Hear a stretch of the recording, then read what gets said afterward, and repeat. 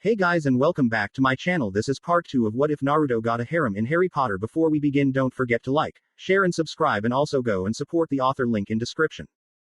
It has been a few days since the incident at the Quidditch pitch, and later that day Hermione and Naruto talked about Naruto's instincts and that he would need a minimum of 6 but no more than 12 wives, and as Naruto anticipated, Hermione didn't like the thought of sharing, but after a couple of words by Lily in private she agreed while having her face look like a ripe tomato, and they then decided to be in a relationship, but at the moment they decided to keep it quiet and agreed to revile it when they need to. And at the moment Naruto is heading to the headmaster's office as he had been called there while being led by his grandmother. When they got there he saw the headmaster along with Malfoy and an older man that Naruto guessed was the Thames father, as he had the same type of superiority complex aura around them. Then Naruto said, "Hey headmaster, how are you?" Then he turned to Draco and said, "Hey Malfoy, nice scar." "Mr. Potter, do you know why you are here?" Dumbledore asked. "Properly has something to do with Malfoy new burn scare," Naruto said without caring what he had done to the boy a few days prior. "Yes, it is. Can you tell me what happened?" Dumbledore asked. "I can't tell you much, Professor, but one moment I was laughing because I made a joke about Malfoy buying his way on to the Slytherin Quidditch team, Malfoy denying the clam. Then Hermione said something. Malfoy called her that foul name, that self-righteous pure-blooded d-bag's use. After that I don't know what happened. Is that next thing I know I was waking up in Professor McGonagall's office," Naruto replied while plying on the words a little bit. "Well, I still say let me punish the boy, headmaster. The boy need to know who he was dealing with," said the older Malfoy. "I understand that, Lucius, but I can't let you simply punish Naruto over an accident," said the headmaster. Naruto heard this, smirked and said, "Actually, Professor Dumbledore, he can't punish me no matter what." "And why is that, boy?" Lucius demanded. "Simple, you see, Mr. Malfoy, the girl that you son called a mudblood happens to be dating me," Naruto said, knowing that there are some laws that allows him to defend his mate's when it is needed and not get punished by it, and as the Potters all of Naruto's houses are the ancient and noblest there are, he is immune to getting punished. Lucius understood what Naruto was getting at, started to sweat a little knowing the same laws, then thought, "So the boy want to play that game? Okay, let's play," said. "That is well and good, but the Malfoys have the title of noble." "That nice, Mr. Malfoy," Naruto said in a non-caring voice. Lucius not catching Naruto tone, "So will you back down?" Naruto looks at Lucius and say, "Not a chance. The Malfoys might have noble title, but the Potters have the title of the most ancient and noble." Lucius, upon hearing what Naruto said, looked like he had seen a ghost, and knowing he couldn't beat Naruto back down by saying said, "That is all good day, headmaster." Then he turned to his son, "Come Draco." Then the duo left.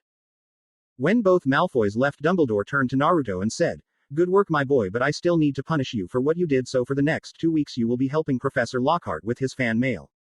"Okay, Professor," Naruto said. Meanwhile, in his Mindscape, the fox was laughing so hard that he was almost crying. "Now that is out if the way, I would like to ask you something, Naruto, in private," Dumbledore asked before turning to Minerva and said, "Could you please wait outside, Professor McGonagall?"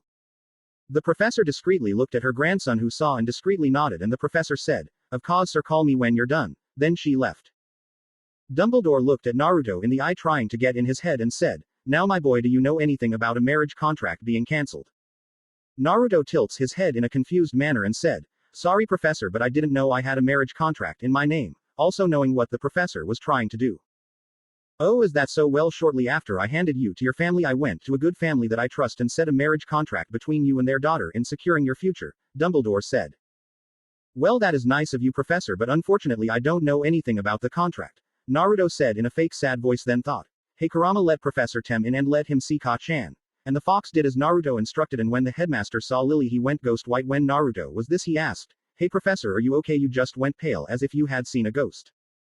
Dumbledore looks at Naruto and says, "I am okay, my boy, thanks for the concern, you may go now." Then Naruto leaves. On the other side of the door, Minerva stood there waiting for Naruto to come out, and when he did, she asked, "So what did the headmaster want?" "Oh, just wanted to know if I knew anything about a marriage contract being cancelled," Naruto replied. "And what did you tell him?" Minerva asked. "That I have no clue what he is on about," Naruto replied, then said, "Well, see ya in class, Ba-chan," then went off to find his friends. As the weeks rolled by with nothing really happening except Naruto and Hermione moving into private quarters with his grandmother's permission, and that is after getting Hermione's parents' approval and pulling prank after prank on Snape and using a reverse counter spell chakra seal on Malfoy when he tries to mess with a Gryffindor, and getting pissed with the Dada professor as the lessons he wasn't really teaching, just telling tall tales, and while in detention all he did was reply to fan mail, and it was Halloween and Naruto was serving the last day of detention, ignoring the professor drone on and on about being famous when he heard friend Hair said to kill. "What the?" Naruto said, looks around trying to find the voice but saw nothing. Professor Lockhart looks at Naruto and said, Did you say something?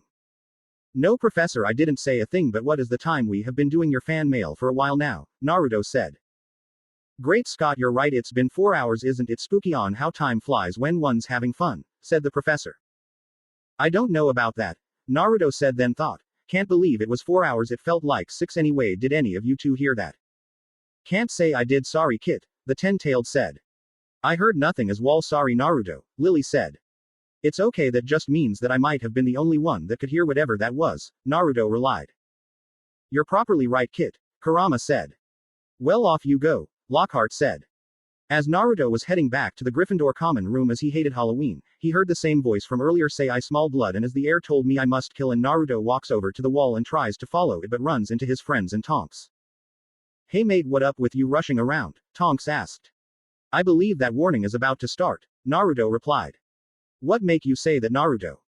Because I am hearing this voice saying whatever it is being told to kill by an air, and it seems to be coming from the walls, and I am going to guess that none of you hear it, Naruto said, heading to where the voice seemed to go with Hermione, Neville and Tonks. The trio shook their head and Neville looks at Naruto confused and said, Are you sure you are hearing a voice? That's not good. You can try and tell me that all you want, but we all know that I am always hearing voices that no one else can hear, Naruto said. Well, he does have a point there, Neville, so maybe there might be something going on, Hermione said. As the group turned a corner, they saw something that made them stop, as there was a small group of spiders heading out the castle. Before anyone could say anything, Tonks said, guys, you might want to look up, and the Naruto, Hermione and Neville looked to what Tonks was looking at. There was a message on the wall written in blood, and Hermione said, The Chamber of Secrets has been opened, enemies of the air beware, and it is written in blood. I know, Hermione, as some of my senses has been enhanced thanks to Kurama, Naruto said. Then something caught his eye and looked at what it was and saw that it was Mrs. Norris, and it gets worse, Hermione, the caretaker's cat has been petrified. Then the students began to pass through the hall but stopped when they saw Naruto standing in front of Mrs. Norris, then began to murmur among themselves, and Naruto saw one of the Muggleborns about to take a picture but was stopped but Percy. Then Malfoy said, Enemies of the air beware, then with a smug look then said, You'll be next, Mudbloods. Naruto turns to looks at Malfoy with his demon eyes and said, Didn't you learn something the last time you said that in my presence? You haven't. I would gladly teach you another lesson. Before Malfoy could say anything, there was a gruff voice of Mr. Filch saying, What is going on here? Make way, make way. While making his way through the students, and when he saw Naruto he said, Potter, what are you? Then he saw his cat then said, Mrs. Norris's, and when there was no reaction he said, You killed my cat, I will kill ya, I'm going to kill you. Before Naruto could defend himself, Dumbledore just showed up and saw the message then said, Everyone back to the dormitories immediately. And when everyone began to head to their house common room, then Dumbledore said, Everyone except you three, points to Naruto, Hermione and Neville. I am also going to stay headmaster as I was with these three when they got here, Tonks said. Okay Tonks, Dumbledore said before turning to the Mr. Filch before saying, Mrs. Norris isn't dead, she has merely been petrified, though how she has petrified I can say. It is a sham, I wasn't here, I might know the counter curse, Lockhart said. Why not ask Potter, he was the one that did it, Filch said. I did no such thing, she was like that when we got here, Naruto said. I can vouch for that, headmaster, Tonks said, hating that she now has to report this to Amelia. If that's the case, then it is simply that Potter and friend was at the wrong place at the wrong time, Snape said. Well, the world is about to end if Professor Snape is agreeing with me, Naruto said. Snape, however, continued as if Naruto hadn't said anything. However, I find the circumstances are a bit suspicious because I don't recall seeing Potter at the dining hall. Can you tell us why that is? Sure, Professor Snape, I can do that, Naruto said before continuing. First, I was in my last detention session with Professor Lockhart, and it went on longer than expected. After that, I was heading to the Gryffindor common room as I wasn't hungry. You are well aware that you must attend, as it is a cause for celebration, as it was on this night that that Dark Lord was defeated, replied the potion master. Naruto was getting mad at the professor and said, Oh, I am well aware that I must go to the celebration, but let me tell you something, Professor Snape, I don't give a fucking damn about the celebration, it can kiss my ass for all I care. Or did you forget that I somehow defeated the asshole that took my parents from me? Before anyone said anything, Minerva said, Well, let's call it a night before someone says anything they would regret. Quite right, Professor McGonagall, Dumbledore said, then turned to the students then said, Now you three up to bed, though I would recommend caution to all. Then everyone went their own way to bed. While Naruto and his friends headed to their places, when Naruto said, So Tonks, what are you going to tell Amelia?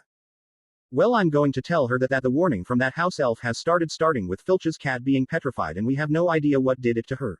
Tonks replied. Then they came up to AT section where Tonks had to go a different way than the three student then said, Well, this is where I go, so see ya tomorrow. After a quick night from the students, they headed their own way. Then next day. Transfiguration is starting when Professor McGonagall said, "Now class, today we will be making water goblets from animals like this." Then she pointed her wand at the bird, then said, 1, 2, 3, Vera Verto. When the bird turned into a clear water goblet, she said, "Now it is your turn, so who will go first? Ah, how about you, Mr. Weasley? Remember 1, 2, 3, Vera Verto."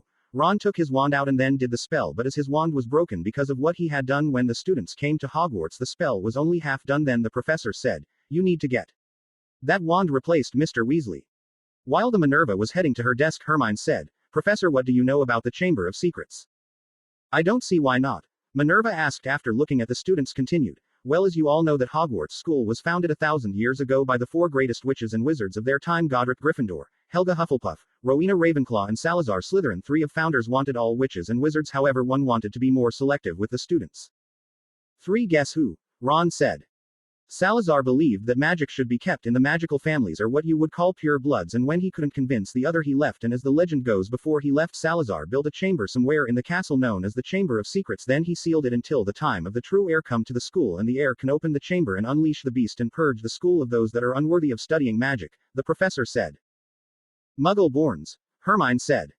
"So natural. The school has been searched many times over the years and there has been no such chamber has been found," Minerva said. Professor, does the legend tell you what is in the chamber?" Hermione asked. "Unfortunately, it don't, but it does say that it can only be controlled by the heir of Slytherin," Minerva said. At lunch, Naruto and friends was outside talking to about the chamber when Tonks, "So do any of you believe that there is a Chamber of Secrets?" "I know there is, Tonks. I also know that all the founders made one and stuck a creature in there," Naruto said. "So you believe that the heir is going to purge the school then, Naruto?" Hermione said. "Hey, I would do no such thing, Hermione, as I am the heir of Slytherin even though it is by conquest," Naruto said. "Are you sure that you are the heir, Naruto?" Tonks said. "Well, yeah, it even said so when I took the goblin identification test and their full test, to the point that the Gringotts manager has taken over the Potter accounts, saying that as I am the bank's most important customer he saw that he should become my manager," Naruto replied. This news shocked Tonks, then stuttered, "If I ask Naruto, but what houses do you have to even think that King Ragnarok to even consider taking over as a manager, let alone do it?" "Let's see, there was Potter obviously, then there was Peverell, Gryffindor, Hufflepuff, Ravenclaw, Slytherin," Naruto answered. "Naruto, are you telling us that you own the school and is that why you need multiple wives so one becomes lady to the house?" Hermione asked. "I don't own the actual school, Heim, but I do own the actual grounds of Hogwarts as long as I attend it as a student and keep it as a school after, otherwise I will lose the deed, and yes, it is I asked Ragnarok about after the test and he said that as I am the only known heir to the houses I need to take at least 2 per a house," Naruto said. "Well, that nice I guess, but how do you know that all the founders made a secret chamber and stuck a creature inside?" Tonks asked. "I know you have helped Hagrid with his duties, Tonks, so you have seen the stables near Hagrid's hut, right? The one with the unicorn and the artificial griffin?" Naruto asked, which Tonks nodded. Then Naruto continued, "Well, the artificial griffin is Godric's creature which I found in his secret chamber last year when me, Hermione, Neville and Ron was sent into the Forbidden Forest with Hagrid for detention one night." "So, anyone want to guess?" George began to say. "On who is claiming to be the heir?" Fred said, taking over. "I don't think it is anyone, well, not intentionally," Naruto said. "Oh, what makes you say that, Naruto?" Tonks said. "Well, when they went to Gringotts to withdraw money they would have been notified about the change in status since they couldn't withdraw from the Slytherin vaults, then depending on whether or not they know I am the one they would try and get it back one way or another," Naruto said. Tonks looks deep in thought, then said, "You make an excellent point there, so what do you think it is?" "I think it is some kind of memory of some sort," Naruto replied after thinking of something. "Is that even possible?" Hermione asked. "Who knows, we do live in a world of impossibility to normal people," Naruto said, then turned to Tonks and said, "And if it is a remnant, that would mean that Salazar's chamber was open before then. The question would be who is it? Mind asking Amelia about it?" "Sure thing, Whiskers," Tonks said as she gets up, then turns around and said, "So Naruto, what do you plan to do with the beast if you find it?" "First I will talk to her and see if she would become one of the guardians of the school. I know she is to be, not the pure that some phony legend claims her to be." "Oh, and what make you say that, Potter?" came an unfamiliar female voice behind him. Naruto looks around and sees a Slytherin girl in her second year with blonde hair and bluish-gray eyes. "I apologize if I got the description wrong," went by Animoap, then said, "I will tell you if you tell me your name, as you seem to know mine." "Oh right, my name is Daphne Greengrass and everyone knows who you are," Daphne replied. "Oh, so you're the know that Ka-chan and Tu-kun done the marriage contract for?" "Wait, that's you?" Daphne asked after Naruto nodded. She said, I thought it was to the Malfoys as Draco has been harassing me about it, and when my parents told me after the first week of term I thought that Draco went to his father who went to my parents, so what do you plan to do now? What do you mean DAHP? Naruto asked with his head tilted to one side, which made all the girls want to hug and pet him as he reminded them of a fox. Well, do you plan to force me stay by your side and to stop me from talking to other guys? Came the girl's reply. No, not at all. My only concern is to get to know you before you deciding to move into the private quarters with me and Hermione after getting your parents' approval and Professor McGonagall's permission. Touched that Naruto would put her feeling first, Daphne said, that is sweet of you, Potter. Now can you answer my question about what you claim to be a phony legend? Sure, and please call me Naruto, and to simply put, the whole legend doesn't make sense to me, Naruto said. Why is that, Naruto? Neville asked. Well, for starters, it is said that all 4 founders was friends, right? Naruto asked, getting a nod from everyone. So Salazar would know what type of people the other 3 founders was, so why make a school knowing that they would be against only those who are worthy? That is if it means pure bloods. Understanding what Naruto said, Daphne asked, wait, Naruto, do you think that there might be another meaning to what Salazar meant? Of course, I do, Naruto said before saying, it's like I tell you to take care of Sylvally, what you would do. Well, I would look after it, Daphne replied. But it could also mean to kill her, like gangsters say when dealing with people. It could mean help them or kill them, Naruto stated, which caused everyone to now understand that Salazar might not have meant pure bloods when he said teach only the worthy. It has been about a week since Salazar's chamber has been opened, and Hermione had an idea on how to get more information and told Neville and the Weasley twins about it, and all agreed not to tell Naruto about it, even got Daphne to help. It is the first Quidditch game of the school year, and right now Gryffindor is losing to Slytherin by 60 points, and Naruto is in the middle of the pitch looking for the snitch, and when Malfoy flew over and said, all right there, Scarhead. I'm fine, but you should talk about yourself like that, Malfoy, Naruto said just before he saw a bludger coming towards him, so he moved out the way but kept an eye on it. The Captain Keeper flew over and said, you all right there, Naruto? The bludger turned around and headed towards Naruto, the keeper not seeing it coming, so Naruto activated the rooster and pushed the broom back, causing Wood to quickly grab it so he didn't fall by the sudden movement of his broom, and the ball narrowly missed the broom and Naruto dived down and the bludger followed. After spending about 5 minutes, Naruto manages to lose the ball without the use of a talisman. Malfoy flew by and said, are you training to do ballet, Potter? Naruto looks up to Malfoy and said, why do you want to know, Malfoy? Are you going to do it and feel threatened if I do? And before Malfoy could reply, Naruto saw the snitch fly right behind Malfoy, and Naruto ducked in time to dodge the rouge bludger that took off after snitch, and when Malfoy realized what happened, he followed Naruto. After about a half an hour of chasing the snitch and dodging the bludger and a good laugh at Malfoy's expense and a broken arm, Naruto catches the snitch, winning the match, and dodged the bludger, but a quick spell from Hermione destroyed it, and Hermione run over to Naruto and said, are you okay, Naruto? Not really, that bloody bludger broke my arm, Naruto replied, getting up. Don't worry, my boy, I will fix that arm right away, the Dada professor said. Well, too bad, I am going to the medical wing, so go away, Naruto said. Lockhart laughed a little and said, boy, you have no idea what you are saying, before rolling up Naruto's sleeve, pulling out his wand, then said Brachium Amendo, then the arm flopped, then said when he realized what he had done, ah well, sometimes that does happen, but the main thing is you're not in any pain and the bones are not broken. Broken? There aren't any bones left in his arm, Hagrid said. I told you that I won't go to the medical wing cause I wanted to keep the bones on my arm, so you can now leave me alone, and the next time you do something like this I will kick your ass till you are black and blue, Naruto said, then gets up and heads to the medical wing. Later in the medical wing, the nurse came rushing in with a bottle with a skeleton on it, then said to Malfoy, stop making a fuss, Mr. Malfoy, you're fine, so you can go. Then went through a group of Gryffindor students and said, what was you thinking, Mr. Potter? You should have come straight to me. Broken bones I can heal in a heartbeat, but regrowing them, that's a bit more complex. While pours a glass, Aang gives it to him and said, you are going to be in for a rough night as growing bones are painful. Naruto takes the glass. While not like that, the nurse went with that statement, said, let me set something straight, Madame Pomfrey, I did want to come straight here and see you, but the Pampers Professor Dumbass wanted the attention by saying I have no idea what I was say due to the pain, but I have had worse than broken bones, so don't came here and moan at me for not coming to you. Moan at the asshole who doesn't have a medical licenses, and it can't be any worse than I've been though. Then drinks the potions, then cringes at the taste. When everyone was gone, including the nurse who went to look for Minerva to speak to her about Naruto, and she asked Naruto's friends to keep him calm and relaxed, and Hermione said, why didn't you use the horse talisman, Naruto? Then you wouldn't be here. Daphne just entered the wing to see if Naruto was alright after the bludger broke his arm when Hermione asked her question and thought, what is she talking about? I couldn't. A lot of people saw that bludger hit my arm, and as you know, I don't want too many people know of my abilities, and what they would know that I can heal any wound, then they might find out about the talismans, and if they find a way to remove them, then there might be a war over them cause of some of the powers, Naruto explained. But isn't that a bit dark, Naruto? Fred asked. Maybe, but don't forget I am a reincarnated ninja, Naruto replied.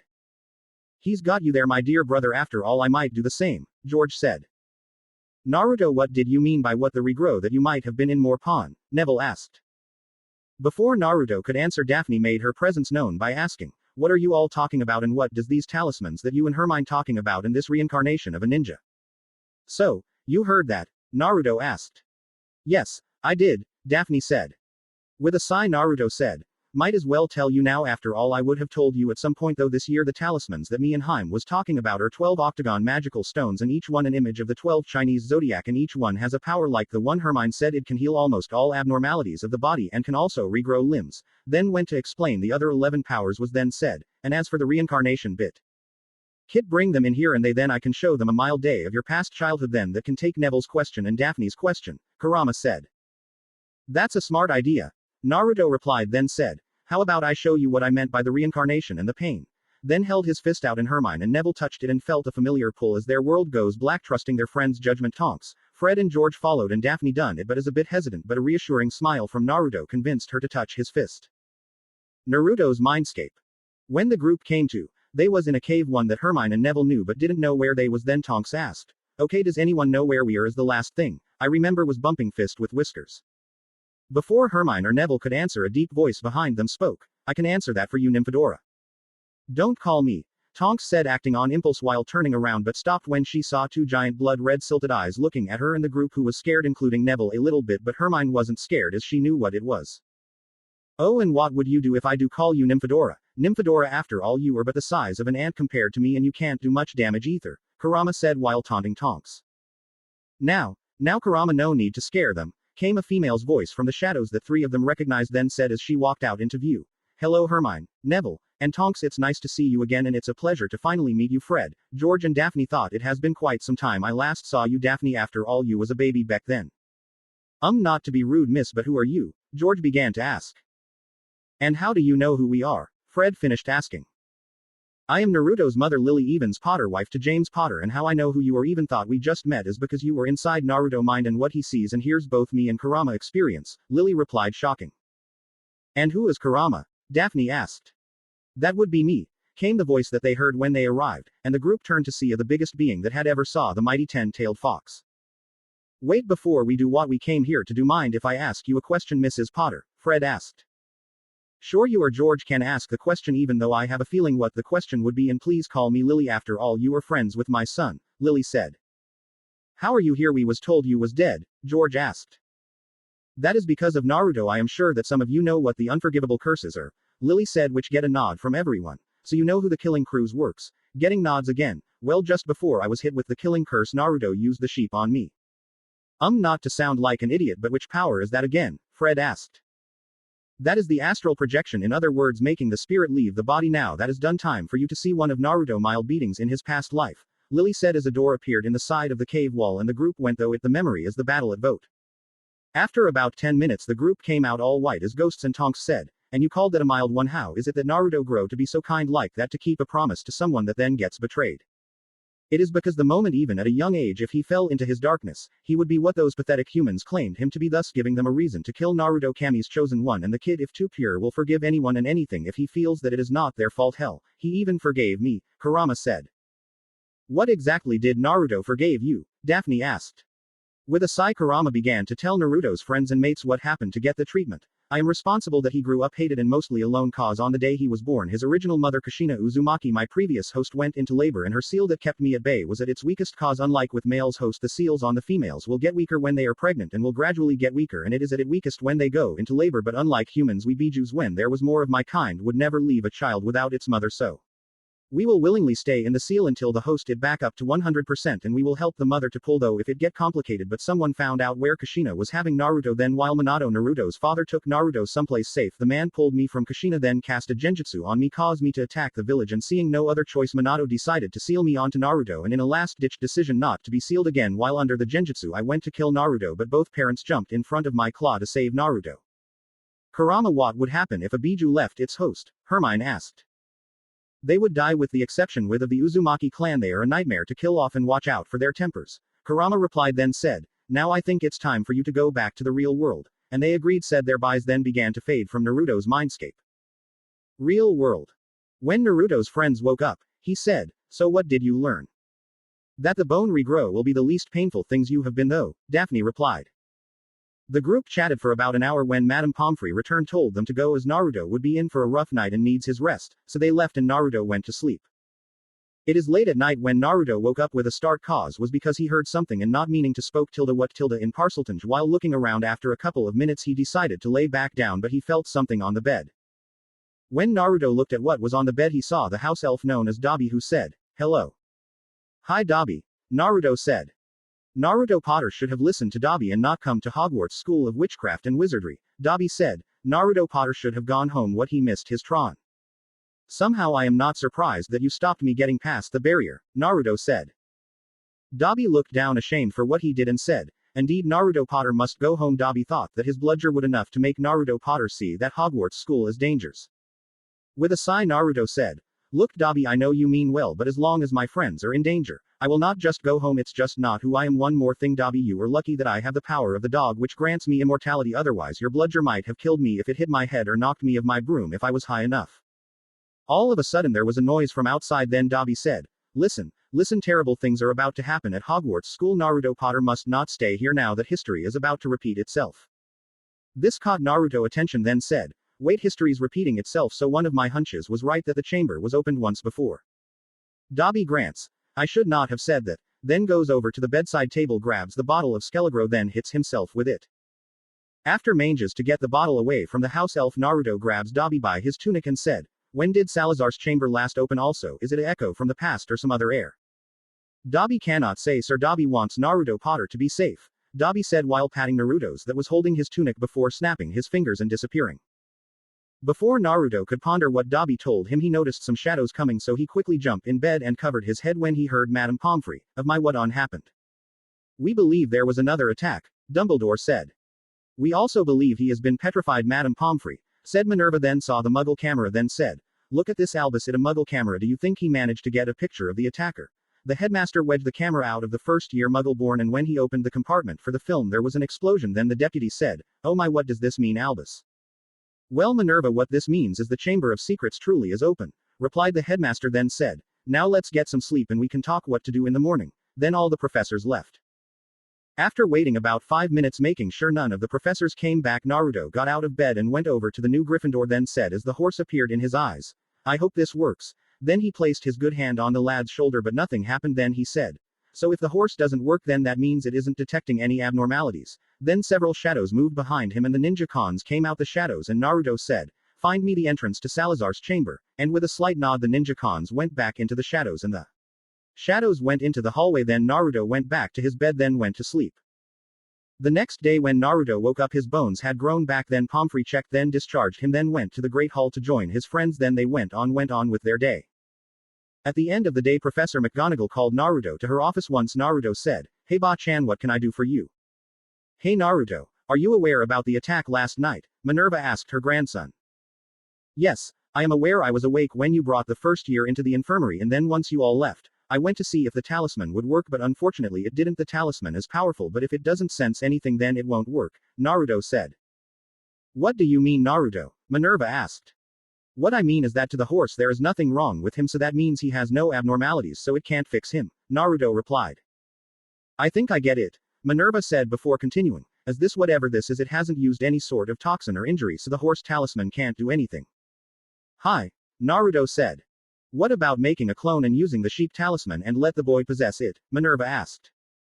Naruto sighed and said, "As much as I would do that I can't for two reasons. One is he wouldn't be able to access his magic and people might make fun of him because he can't use magic, and two, while he is occupying said clone his spirit might copy the chakra coils, then he might be able to produce chakra, and that might be bad for two reasons. One is unlikely but still a possibility he might use it for bad stuff, and two is the coils might be too large for his own chakra and that can be fatal as it takes time to increase and he might not have that sort of time." After a couple of minutes of thinking Minerva said, "As much as I don't like having one of my cubs in the infirmary, I understand your reasons, Naruto, so what are you doing?"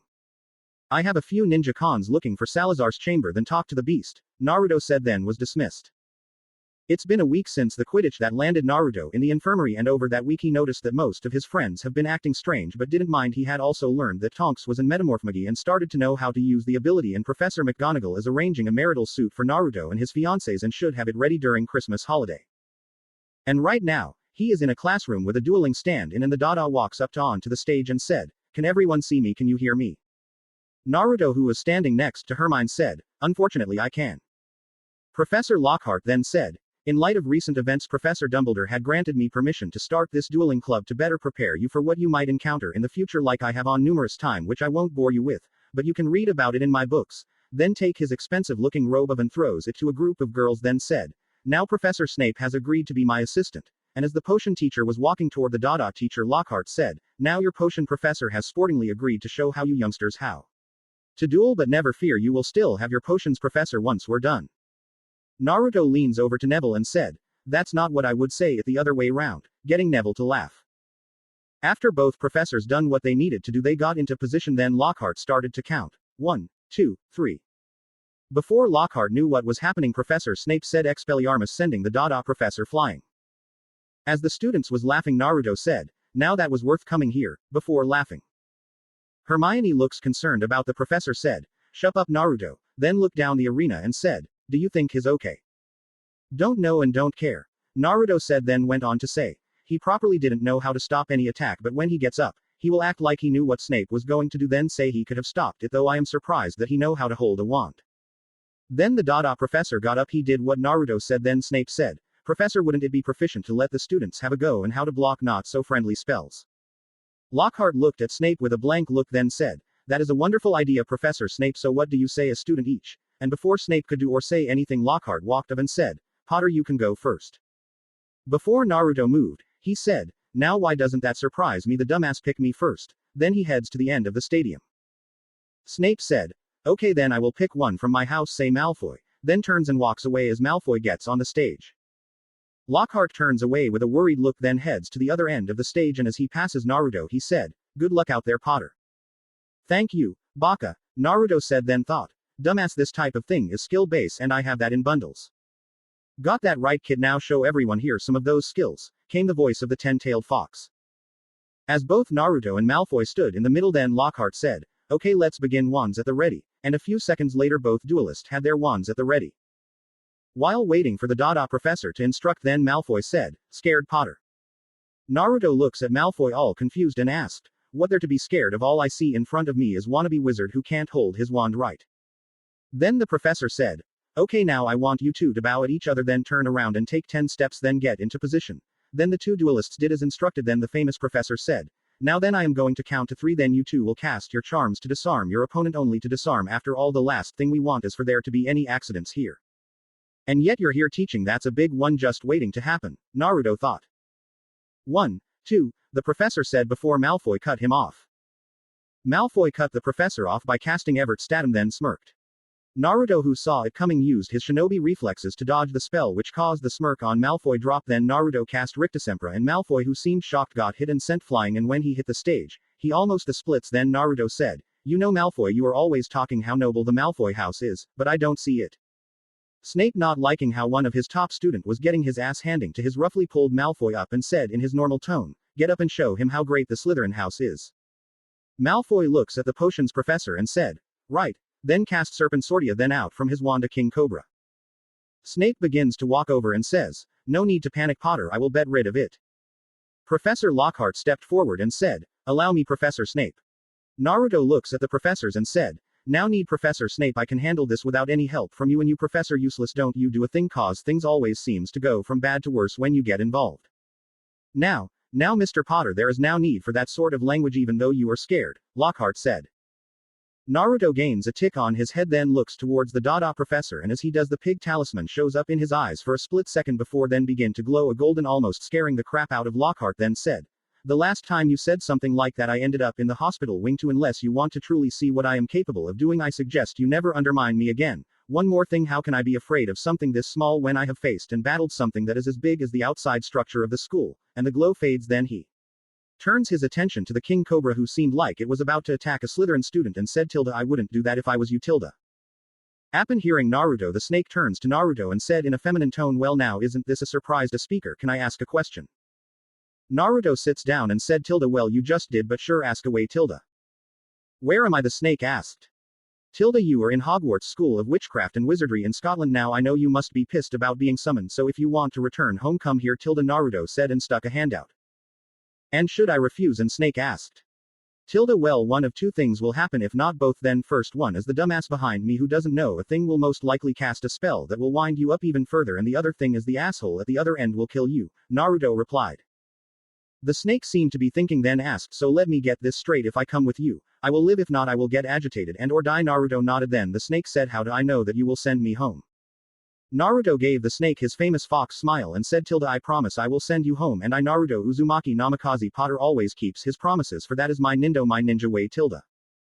After thinking it though, the snake slivers over to Naruto and goes up his arm and rests on his shoulders. Then Naruto gets up then walks out while hissing to the cobra. Then Neville, Hermione and Daphne all rushing after him, and what nobody know was that Ron was sneaking away while mumbling, you are going to get it now Potter, and you are going to be expelled once I find out that you are the heir of Slytherin. In the hallway the Hermione, Daphne and Neville caught up to Naruto, and Neville asked, hey Naruto, why didn't you yell us that you're a parcelmouth? Naruto shrugged his shoulders and said, you didn't ask. Daphne looks at Naruto and said, look Naruto, we know that you are the heir of Slytherin, just not the one that attacking people. Now that everyone knows that you're a parcelmouth, they will begin to think that you are the heir of Slytherin that attacking muggleborns. Naruto just sighed knowing what's to come, then said, wouldn't be the first time something like that has happened, hopefully it wouldn't be as bad. One more thing, if that does happen then you lot should stay clear of me. Then the rabbit symbol appears in eyes, then he rushes off to the Ollery, leaving the trio confused by that statement. Neville looks at Naruto's girlfriends and asked, wonder what that was about. Properly something that happened in his past life. After all, we know Naruto was beaten as a child, but we don't know to what extreme, Hermione said. Then they went on with their day. Meanwhile with Naruto, he was getting this set up to get Zazu to take the king. Cobra asked, hey speaker. Naruto looks over to where he placed the snake. Then the snake said, what did you mean by what you said to the others when you said wouldn't be the first time? Naruto sighs, goes over to where the entrance and sits down on the top step and looks at the landscape, and the snake slithers over. The Naruto says tilde well you see, this isn't my first life, it's my second one, and in my past life we have something similar to magic called chakra which I still have, and with it we can do things that is just as amazing, but that's not the point, cause in my original wood we had 9 being called Biju, and they was nature chakra given form, and on the day of my birth my mother, the previous Jinchuriki of a 9-tailed fox called Kurama, had the fox taken out by someone. Then he had Kurama attack the village called Konoha, and because Kurama was powerful, the Hokage at the time called Minato, who was my father, knew he couldn't seal him in an inanimate object nor in someone that was older than a few days, as their chakra coils was set, and I was the only one that met the criteria, and so with a heavy heart he sealed Kurama into me, and somehow my status as a Jinchuriki became public knowledge, and until the night I became a shinobi I never knew why I was getting harsh whispers, having assassination attempts, receiving regular beatings, getting charged more for moldy food than normal, harsh glares, being talked about behind my back, and no friends, and if I did make one the friendship never last tilde. Then he looks at the snake before continuing tilde, at least this time I will know why, and I can try and protect the ones I care about tilde. The snake looks at the Naruto and sees the looks of determination, then said, speaker, I have changed my mind, I don't want to go back home considering I never really had one to begin with, and it might be nice to have one. Then gaining a tone that Naruto knew all too well, as he had used this tone when he asked his Gigi about his parents, and that was hope, so mind if I stay with you? Naruto looks at the snake shocked that it just said that, then said tilde I don't mind. Gaining another familiar tilde, then picks the snake up and places it on his shoulders. Then he gets up, then heads to the Gryffindor Tower to try and find an owl order magazine and see if they have any containers that's for snakes. Then while he was walking he says to himself, oh yeah, you're going to need a name. Then in the tongue of snakes he asked tilde, say, are you male or female tilde? The snake lifts up its head and asked, what does it matter? Tilde well, if you're going to be one of my familiars then you are going to need a name, and how can I give you a name if I don't know your gender tilde, Naruto replied. The snake somehow gains a bashful look for forgetting about that, then said, I see your point, and I am female. Tilde well, in that case I have the perfect name for you, and that it Anko tilde, Naruto said. Not that I am complaining, it's a fine name, but how is it the perfect name for me, the snake asked. Tilde well, in my original world we can do something allows us to summon animals like toad, slugs and snake, and there is a girl whose name is Anko who has a summoning contract with the snake clan thanks to her treacherous teacher called Orochimaru, and she was one of my first friends, tilde, Naruto said as a tear came from his eyes as he remembered the loves he had in his past life. So let me get this straight, you are naming me after someone special from your past life, the snake asked. Tilde yep tilde was all Naruto said. Shocked by what the boy was doing by naming her after a friend that was special to him, then said, I would be honored to have such a name. As the weeks passed, there had been a couple new petrified students, and rumors spread that Naruto was the one that was the heir of Slytherin and attacking the Muggleborn students, not knowing that they was half right, and all the while being on the receiving end of all the glares and whispers that Naruto knew all too well. As Christmas was fast approaching, Naruto noticed a couple of things. The first was Hermione and Neville acting strange, and surprisingly Daphne but not sure what, and the other was the mail that Tonks was receiving from Amelia. Seems like Tonks was saying that nothing was happening, so when the student head home for Christmas, so did the Auror, to see if someone was really intercepting the reports. It is the night of Christmas Day, and Naruto couldn't find Hermione, Neville, or Daphne while in the, so he decided to sit in the Gryffindor common room and read up on some Kai spells, and while trying to find a location spell to find his mother's body, when a con turned up and the Oni Lord asked, "Found Salazar's Chamber of Secrets?" Getting a nod from the con, then asked, "Including the entrance that's in the castle?" Again getting a nod, then the con hands him a note which he reads, then he quickly writes a note, then hands it to the red-eyed ninja and said, "Give this to Ba-chan." With a nod the shadow ninja takes the note, then fades into the floor, then noticed that Ron was spying on him from stairs, then went up not knowing what he has planned. After about 5 minutes Professor McGonagall came rushing in and said, "Have you truly found Salazar's chamber?" Naruto nods and said, "Well, technically Ba-chan, the ninja Shotokan did," then hand her the note the Shotokan gave him. "Well then, shall we go? I am kind of curious what kind of creature Salazar has," said the head of Gryffindor. Then they both head to the location, which happened to be the girls' bathroom on the second floor. When the grandmother and grandson got to the bathroom, the first thing they noticed was broken glass on the floor, and Naruto started to look for any clues that might lead them to the chamber, while Minerva saw steam coming from one of the sinks, goes over to examine it, then she turns to Naruto and said, "Do you know why there is polyjuice potion in this sink?" Naruto looks at his grandmother and said, "Sorry Ba-chan, but I have no clue who would make that potion," then walked over to the sinks to examine them, then on one of the taps felt something on it, then traced it, then said, "Well Ba-chan, looks like this is the entrance to Salazar's chamber." Minerva momentarily looked shocked, then said, "Are you sure?" When Naruto nodded, she said, "Now then, how do we open it?" After thinking for a few minutes, then said, "Hey Ba-chan, what do you know more legends about Salazar cause that might be key?" "No, I don't, sorry Naruto, except that he had an unusual power," replied Minerva after thinking of other legends about the founders. "It's okay, I will just ask Sylvally what she knows about Salazar, after all she was Godric's familiar," Naruto said. Minerva thought it over, then said, "That sounds reasonable, but be quick, after all we don't know who the faux heir is, and the last thing we need is that person coming here while you are getting what we need to know about Salazar." "Okay Ba-chan, and I can do quick," Naruto said as the rabbit symbol appeared in his eyes, then he was gone out the door that seemed to have not moved. When Naruto got to the paddock that housed Brightstar and Sylvally, both seemed to be having their dinner, then he said, "Hey Sylvally, I am sorry for disturbing you while you're having dinner, but can I ask you a question about one of the founders?" Sylvally looks up from her dinner and said, "Sure you can, and not worry about it, and I can hazard a guess on what and whom the question is about, as you have told me before but didn't want to have the answer handed to you, but will come to me for answers about something." "Damn right, after all how can I get somewhere if it's not on my own prowess?" Naruto said with pride in his voice, then went to ask his question. "So question is, what unique ability did Salazar have that the other three didn't have?" Sylvally just said, "The ability that Salazar Slytherin had was the ability to speak to snakes." "So, he was a parselmouth?" Naruto asked. "If that's what you call the ability to speak to snakes, then yes, he was," Sylvally said. "Thank you Sylvally, you can go back to your dinner," Naruto said as then he run back the entrance to Salazar's chamber. Naruto stopped outside the girls' bathroom, then went in, and when he saw Minerva he said as he walks up to the sink, "Well Ba-chan, looks like good old Salazar was a parselmouth." When he got to the sink, he said "Open up," then it opened, he noticed it was pipe, then said "Stairs," then the pipe transformed into stairs. Just before he went down, grandmother and said, "I think I should be first Naruto." Naruto looks at his grandmother and said, "Normally I wouldn't argue, but I have to disagree on this, I need to be first." "And why it that Naruto?" Minerva asked. "Simple, we have no idea on what creature is down there. I need to go down as I can recover from any and all injury, and it is practically impossible to kill me thanks to the horse and dog talismans, plus, I can notice things better thanks to be past life," Naruto said. Seeing that as an excellent argument, the professor said, "I see you're right, but please be careful." Then with their wands up with the light charm they headed down to find the creature of Salazar. Once the duo was deep enough the chamber closed, then a split second later Neville and Daphne came in and Neville said, "Hermione, do we have a fair bit to tell you?" "Go away," Hermione said. Then a ghost everyone had dubbed Moaning Myrtle came through the door and said, "You two are going to love this," then laughed, wondering what the ghost meant. Daphne opened the door and saw Hermione was a cat, then Hermione said, "You two know that the polyjuice potion is strictly for humans transformation, it wasn't human hair that got but cat," then was close to tears. Seeing Hermione close to crying, Daphne went up to Hermione and hugged her, then said, "Don't worry Hermione, we will be here for you." It's not you two I'm worried about, Hermione said.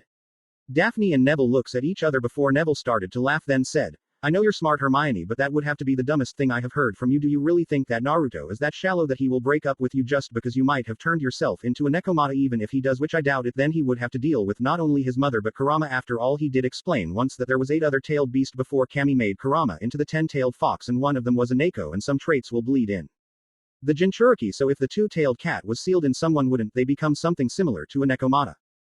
When realizing what Neville was saying, Hermione said, You're right Neville, I should be ashamed of myself for thinking that. Now that Hermione seemed to be her normal selfish, Daphne said, Good, now let's get you to the hospital wing. Then the 3 friends headed to see Madame Pomfrey. As Naruto and Minerva was heading in Salazar's chamber unaware of what just transpired, when they got to the bottom what they stepped on skeletons of small animals and Minerva said, Well, I don't know about you Naruto, but this isn't what I expected, so when I go back up to the school I am going to send some house elves to clean these pipes. Naruto looks at his grandmother and said, You do that Ba-chan, so which way do we go from here? Minerva looks at her grandson and Naruto said, What did you expect? I am only going first because of my horse and dog powers. After all, I don't want my current living family member getting hurt or worse well until Ka-chan is revived. Seeing where Naruto was coming from, Minerva looks around and said, Okay Naruto, how about we take the one that behind you and we will stick to that one while looking in the side pipes until we find something. Sound like a plan to me, Naruto said with a nod, then headed the way with his grandmother behind him. When the duo passed a random pipe, the elderly professor looks in one and saw something, then said, Naruto, I see something, then steps aside to let Naruto in to see what it was. After 5 minutes, Naruto said, This must be the pipe we need to continue our search, Ba-chan, and it's safe. As Minerva enters the pipe, she asks, What makes you so sure, Naruto? Because what you saw was a shed snakeskin and it's about 60 feet long, Naruto replied. As Minerva gets closer, she sees that it's really is a snakeskin and said, Goodness heavens, you're right about the length Naruto, we must be getting close. Then Minerva picks a direction and they headed out. It wasn't long before the duo got to a round door that had 7 snakes that seemed to be like locks. Then Naruto said, You ready Ba-chan to be the first professor to step inside the chamber of Salazar Slytherin? Mixed feeling. On one, as the deputy head I am excited, but as a Gryffindor I feel I am intruding as this has nothing to do with my house, Minerva said. Understandable, so when I open the door I will ask if you want to join me, but I will not force you to as this is something I must do, Naruto said. I understand Naruto, so open it when you're ready, Minerva said. Okay. Naruto said as he stood in front of the door, took a deep breath, then said, Open up. Then a metal snake came out of the hinge and went round the frame and unlocked the other 7. Then once the snake was back in the hinge the door opened. Then Naruto turned to his grandmother and said, So have you made your decision? Minerva looks at her grandson with a sad look and said, I haven't, as much I don't want to do this, I feel you must go in there on your own, mostly because we have no idea what creature is in there, and if you have to fight it then I will only be a distraction, even though I know you won't die, but I can. I understand Ba-chan, and I will try and be careful in there, Naruto said, then heads inside the chamber. When Naruto got to the main chamber, he saw a pillar in the shape of a head, then said, That must be Salazar, then looks around and said, So where is the beast? Naruto, I think the beast is inside the head pillar, Kurama said. Okay, that's where I will start looking, Naruto said as he headed to the pillar. Once he was in front of the statue he said, Now let's open this thing up, and then in Parseltonge, open up, then the mouth opened. Once the mouth fully opens, a feminine voice that came from the mouth, Who dares enter the chamber of Salazar Slytherin? I am Naruto Potter, heir to all, our founder by birth, Gryffindor, Ravenclaw and Hufflepuff, and Slytherin via conquest on the 31st of October 2000, Naruto said. Is that so? Can you prove it? Came the voice. Then Naruto saw something move inside the mouth, then out came the biggest snake he had seen in this world, but not the biggest he had seen. Then when the snake looked at Naruto, it was shocked when the boy didn't die, as she looked the boy dead in the eyes, then asked with a surprised tone, How are you not dead and so calm at seeing me? Naruto looks at the snake confused and said, Should I be? Of course you should be terrified, because my eyes can kill all those who meets my eye, and look at my sizes, the snake said. Well, about me remaining calm about seeing you, believe me when I say you are not the biggest snake I've seen, and as for me not dying, well, I have 12 power artifacts and one of them is immortality, and as for me proving that I am who I say I am, well, at the moment I can't, but give me the day after tomorrow and I will take you to Gringotts to verify I am who I claim to be, Naruto said. And how do you plan to do that? The snake asked. Like this, Naruto said as the monkey appeared in his eyes, then shot a beam of light towards the snake. Then the snake was covered in the same kind of light, and when it died there stood a Japanese girl about 19 or 20 years of age. Then she examined herself. He has fair skin and dark hair that is tied into 3 buns, with 1 on the front of her head and 2 on the back. She wears a long, loose-fitting white robe that has green trimmings around the sleeves and neck area. When she finished, turned to Naruto and asked, What did you do to me? Simple, I turned you human so you can go where you want without worry about killing anyone, but don't worry, but I can turn you back to your original form at any time, Naruto said. And I take it this power is also from your 12 artifacts? Asked the snake in human form. Yes, it is. So what's your name anyway? Naruto said. Oh, my name is Tagurihime, said the now identified Tagurihime, shocking Naruto. When the shock passed, Naruto said, well, aren't you full of surprises having a first appear to be Japanese and you have a Japanese name also? Before you tell me about that, can we leave, as my grandmother is waiting outside the chamber and I am sure she would like to know that as well. Sure, Tagurihime said. Then the Naruto and the snake headed to the entrance to meet with Minerva, who was waiting. When the duo got to the entrance and saw Minerva sitting on a comfy chair while reading a book, and Naruto said, hey Ba-chan, then they stared to head out. Minerva looks up and saw her grandson and Tagurihime. She said, thank Merlin, you're all right Naruto, and did you find Salazar's beast? Naruto nodded and said, sure did, and here she is, then points to Tagurihime. But how can she? Minerva started to say before realizing something, you used the monkey didn't you? Naruto once again nodded and said, sure did, and she was a really big snake but seen bigger. I see, Minerva said with an unsure tone, then turned to Tagurihime and said, so who are and what are you? I was the familiar to Salazar Slytherin and one of the 4 protectors of Hogwarts School of Witchcraft and Wizardry, and Tagurihime is my name, and as for what I am a basilisk. The deputy stopped dead in her tracks and said, did you just say a basilisk? Tagurihime said, I did, though soon I will be an elemental basilisk. What's that? Tagurihime also, why do you have Japanese origins? Naruto asked. Well, when a basilisk lives for 1,000 years they gain an element, one of the 10 basic one, which is earth, wind, fire, water, light, dark, metal, thunder, wood and ice, and the reason why I'm Japanese is because it was a Japanese egg I hatched from, and the toad that helped and ate, and my name is from Salazar's mate who was a first-gen witch, Tagurihime said, shocking the Transfigurations professor even further. Well, didn't see that one coming. Salazar Slytherin fell in love with a muggleborn. Oh, the irony, Naruto said, trying not to laugh. Tagurihime heard what Naruto said, turned to the professor and asked, what did Naruto meant by that? And with that Minerva told the basilisk all the legends about Salazar that said that he was a pure-blooded asshole who didn't like muggleborns. When Minerva finished, the basilisk was pissed and shouted, what, they are all lies. While it was true that Salazar did say that to let in nobles, but it wasn't because they was pure bloods, as was because common folk kids didn't know how to read and write, and it was him that though of letting the common folk in at 11 to learn to read and write. Then the rest at 13, and as for the rivalry between Gryffindor and Slytherin was because both Godric and Salazar was twin half-brothers, shocking the professor once more. Once the shock was gone, Minerva said, but how can Godric and Salazar be half-twins? Before Tagurihime could answer, Naruto said, I can answer that, Ba-chan, it's rare, but it can happen when the mother has sex with 2 or more men around the same time as her egg is released. While the guy's semen is fighting, the egg might split in 2, then well you know the rest. Minerva become a little down and mumbles, I should have known that. Naruto pat his grandmother on the back and said, it's okay Ba-chan, you probably did but forgot about it. Minerva looks at Naruto and said, you're probably right Naruto, now let's get out of here. And after 5 minutes the trio got out thanks to Tagurihime, then headed to the professor's office. They were about halfway to her office when Daphne spotted them, then said, Neville, over here. Then she came over with Neville not far behind. Then she said, Professor, you need to go to the hospital wing now. What's wrong? Asked the professor.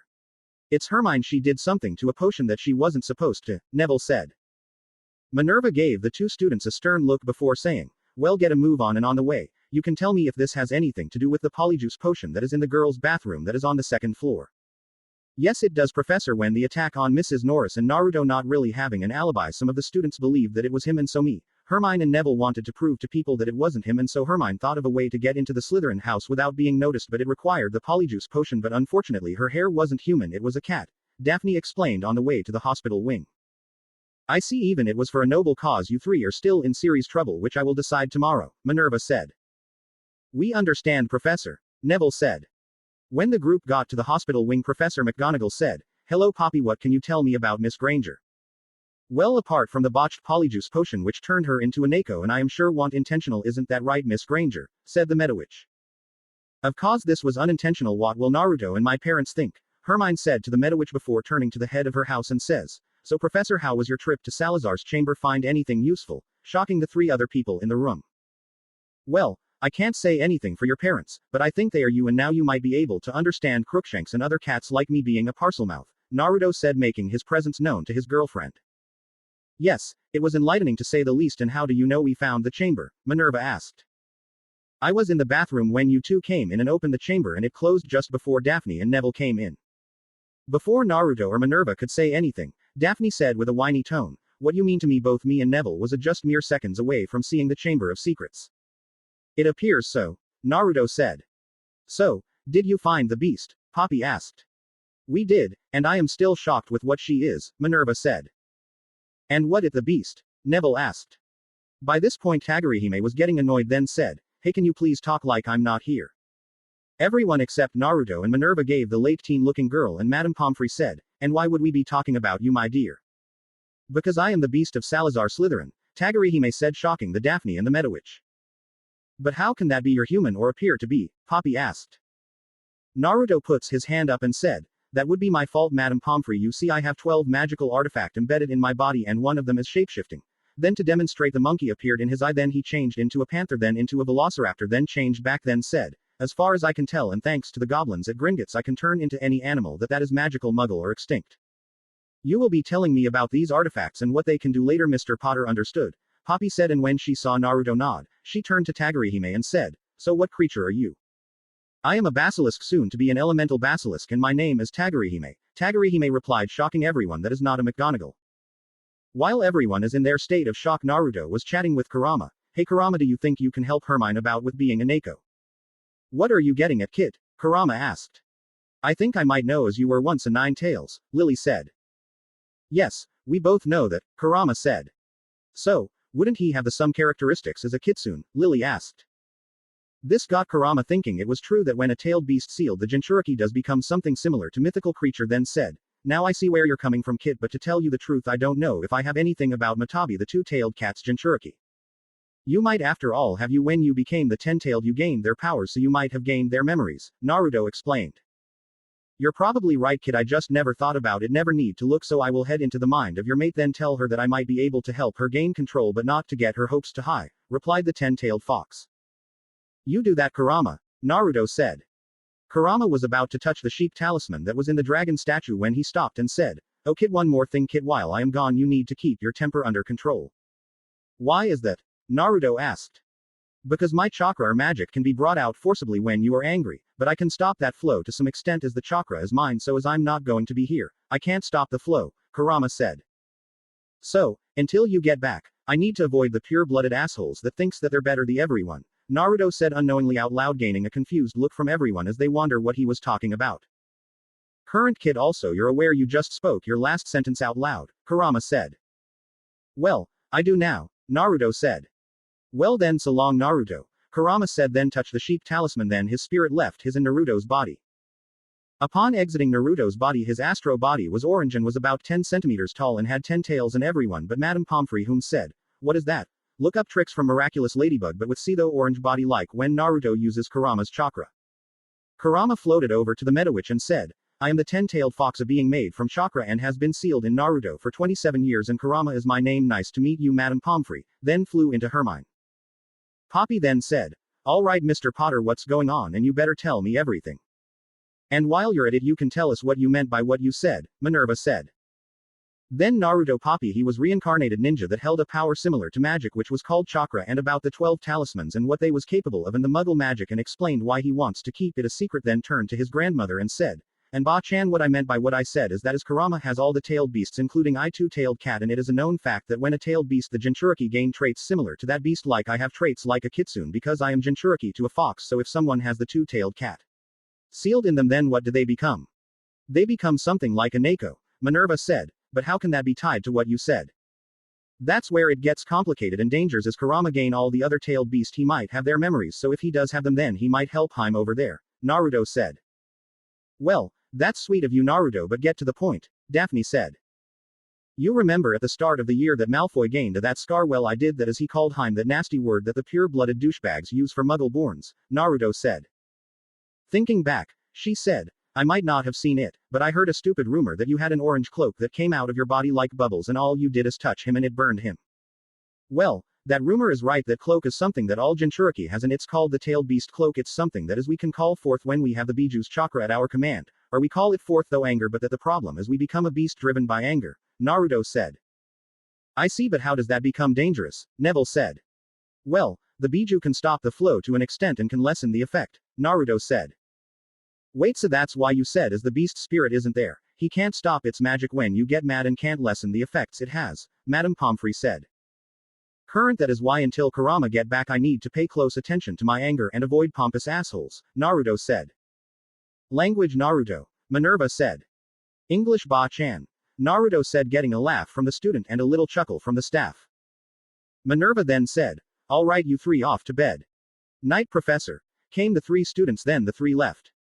Once the students left, Minerva to the basilisk turned human and said, Tagurihime, you can sleep in here as long as Madame Pomfrey doesn't mind that, as otherwise Naruto will turn you back and you can go to Salazar's chamber until Naruto proves he claims to be, then it's back to the chamber. I understand, Minerva, Tagurihime said. I don't mind, Minerva, but you have to tell me what you mean by when you said when Naruto proves what he claims. Poppy said she assigned Tagurihime a bed for 2 nights. Sounds fair, Minerva said, then told Poppy that Naruto is the heir to all 4 houses, 3 of them is by birth and Slytherin by conquest. It is the day after Naruto and Minerva went down into the chamber of Salazar Slytherin to find the creature that lived there, and right now Naruto and Daphne is in the hospital wing making sure that Hermione is okay and talking to Tagurihime about the founders. Poppy came over and said, all right, you two of you go to breakfast, I need to check Miss Granger over. Okay, Naruto said before turning to Hermione, gave her a kiss on her forehead and said, see to you later, then left. Daphne gave Hermione a hug and said what he said, then jogged up to her betrothed. While walking to the Great Hall, the duo ran into Naruto's grandmother and Naruto said, hey Ba-chan, how are doing today? Minerva turned to face her grandson and said, good morning to you, to Naruto, and to you too, Miss Greengrass, and I am doing good, coming from the hospital wing I see. Good morning, Professor McGonagall, and you are right, we are, Daphne said. So how are things going with the twins? Naruto said, as Minerva have told him on multiple time that was trying to get the Weasley twins to cool it with their pranking and study more. Not so well, no matter what I do I don't think it enough, Minerva replied. Want me to have a chat with them, you know, prankster to prankster? Naruto asked. I might live to regret it, but would you mind, Naruto? Minerva asked. Not at all, I'll speak to them when I next see them, Naruto said as he saw the familiar hair color that the Weasleys are known for, then said, well, speaking of which, they're there. Then he walks over to them, then said, hello ladies, mind if we have a chat? Fred said, sure we can, Narukans. So, what can we do for you? George asked. A little kitty has told me that Ba-chan is trying to get you to study, Naruto said. Yeah, it's true, but we have our own goal, Fred said. And what is that, if I don't mind asking? Naruto said. It's to open a shop in Diagon Alley, George replied. So that's why you trying to save all you can, but you are aware that it might not be enough, Naruto said. Yeah, but we have to try, right? Fred said. Yeah, it's always good to try and work for your dreams, and if you can't reach it then you can't say you didn't try, right? Naruto said with the twins nodding. Then he had an idea, then said, hey, how about this, you watch Muggle movies, right? Yeah, even though it pisses Mum off, which we don't understand, they do great things, and some of the thing we have are Muggle based, George said. Yeah, don't tell her I said this, but I think most purebloods simply don't want to believe that the Muggle side as they become more dangerous signed the Second World War anyway. You knew that some shops holds a secret purpose for government, right? Naruto said. Yeah, what about it? Fred asked. Naruto just smirked and said, well, I thought that I would like to own shop like that, and thanks to you two you have given me a great cover.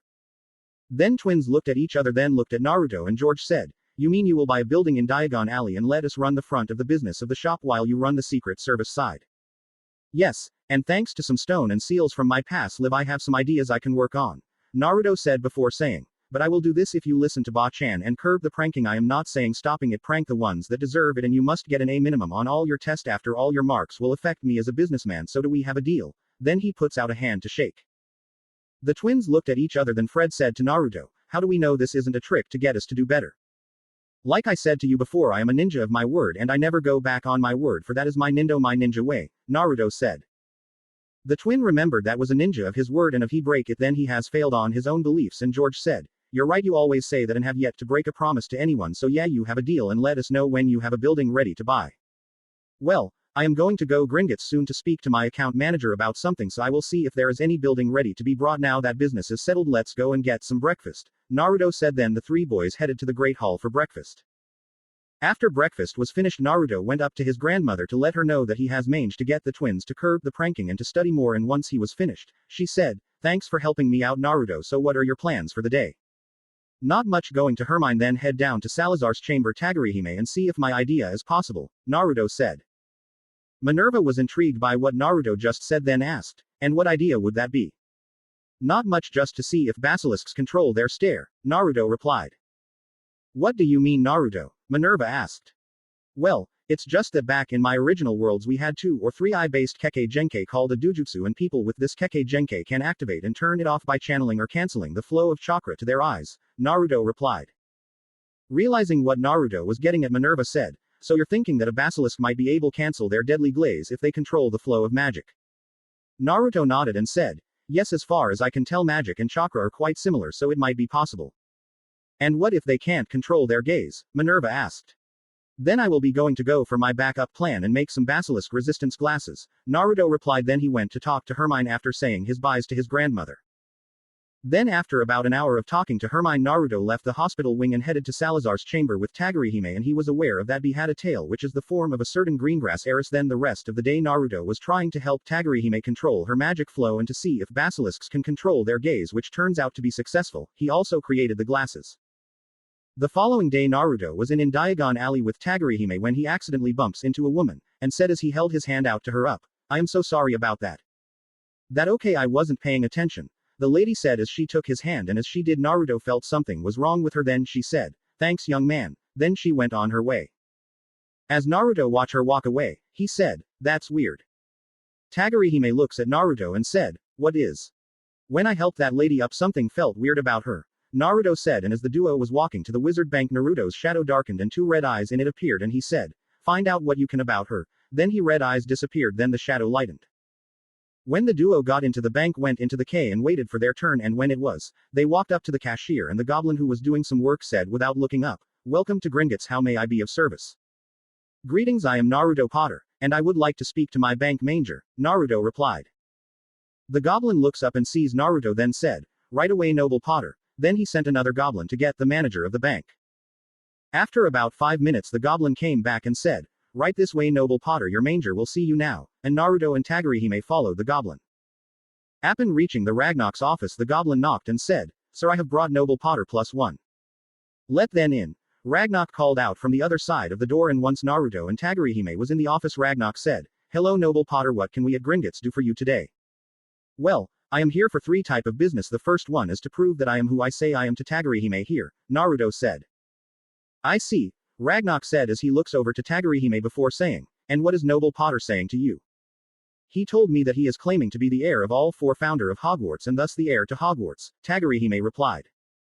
"That's because he is the heir to Godric Gryffindor, Helga Hufflepuff, Rowena Ravenclaw and Salazar Slytherin, and therefore the heir to the ground that Hogwarts lay on. But you need not to worry, we at Gringotts went through everything and found that the founders made a clause that should an heir of the founder be found, they can claim the title as heir ad lord as long as they keep the school open and they attend it. And when we told noble Potter this, he said this he doesn't mind, as it was the founders' way, ensuring that the future generations are protected and ensuring that they have an education," Ragnarok said.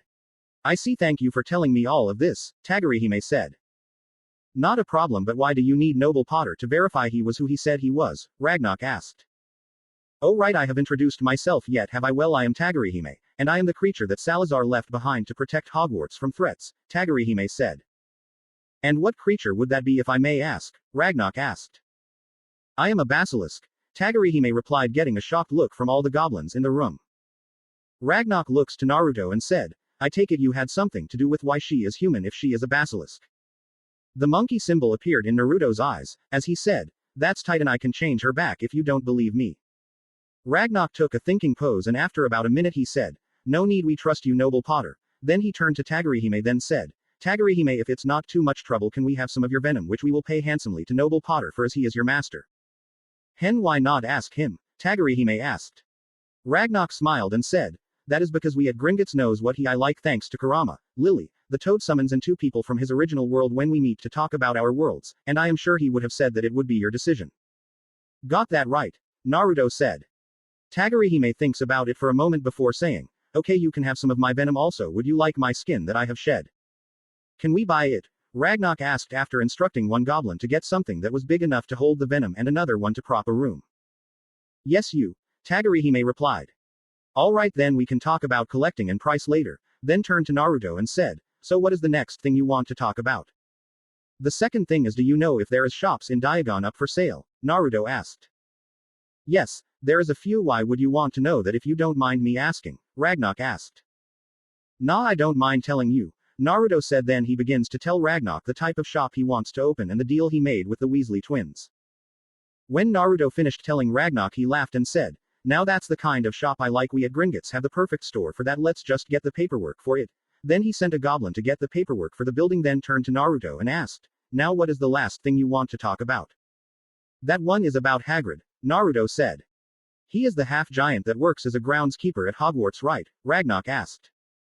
"Yes, he is, and I have been in his home a few times and it's just a little shack that is too small for him, so what I want to do is as he is working for me as he looks after Sylvally and Brightstar and soon Tagurihime here, I want him to have a home that he feel comfortable in," Naruto said.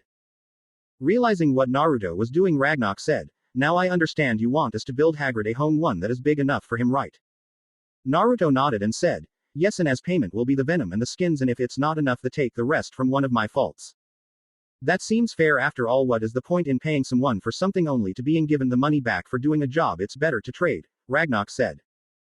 "Exactly, we both get what we want, and we cut the middle name out, so to speak," Naruto said as the two goblins that Ragnarok sent out first come back. Then they left the office to the room that the goblins set up. Then the monkey symbol appeared in Naruto's eyes, then a beam shot to Tagurihime, then she was back in her normal form. Then he said to the goblins when he saw they had their eyes closed, "You can look, it is perfectly safe." Ragnarok said, "No, it's not. A basilisk's gaze can kill you." "Normal, that would be true if they don't cancel the flow to their eyes, and I can prove it," Naruto said. "How?" Ragnarok asked, still not opening his eyes. "Simple, though. My shadow clones cause you see they don't have access to the talisman, so one look into the snake's eyes will kill them," Naruto said. "Fine," Ragnarok said. Naruto then turned Ragnarok around to he wasn't look at the basilisk. Then Naruto said shadow clone jutsu. Then when heard a puff, he opened his eyes and saw two Narutos. One was looking at him with the ox in his eyes while the other one was looking at the basilisk dead in the eyes. The Goblin King was curious to see if it true, so he put his trust in Naruto and hesitantly turned to look at the basilisk and was pleased to look at the basilisk and not die. Then he turned to Naruto and said, "How is it possible to look at a basilisk and not die?" Which caused the other goblins in the room to open their eyes, then getting to work in collecting the venom.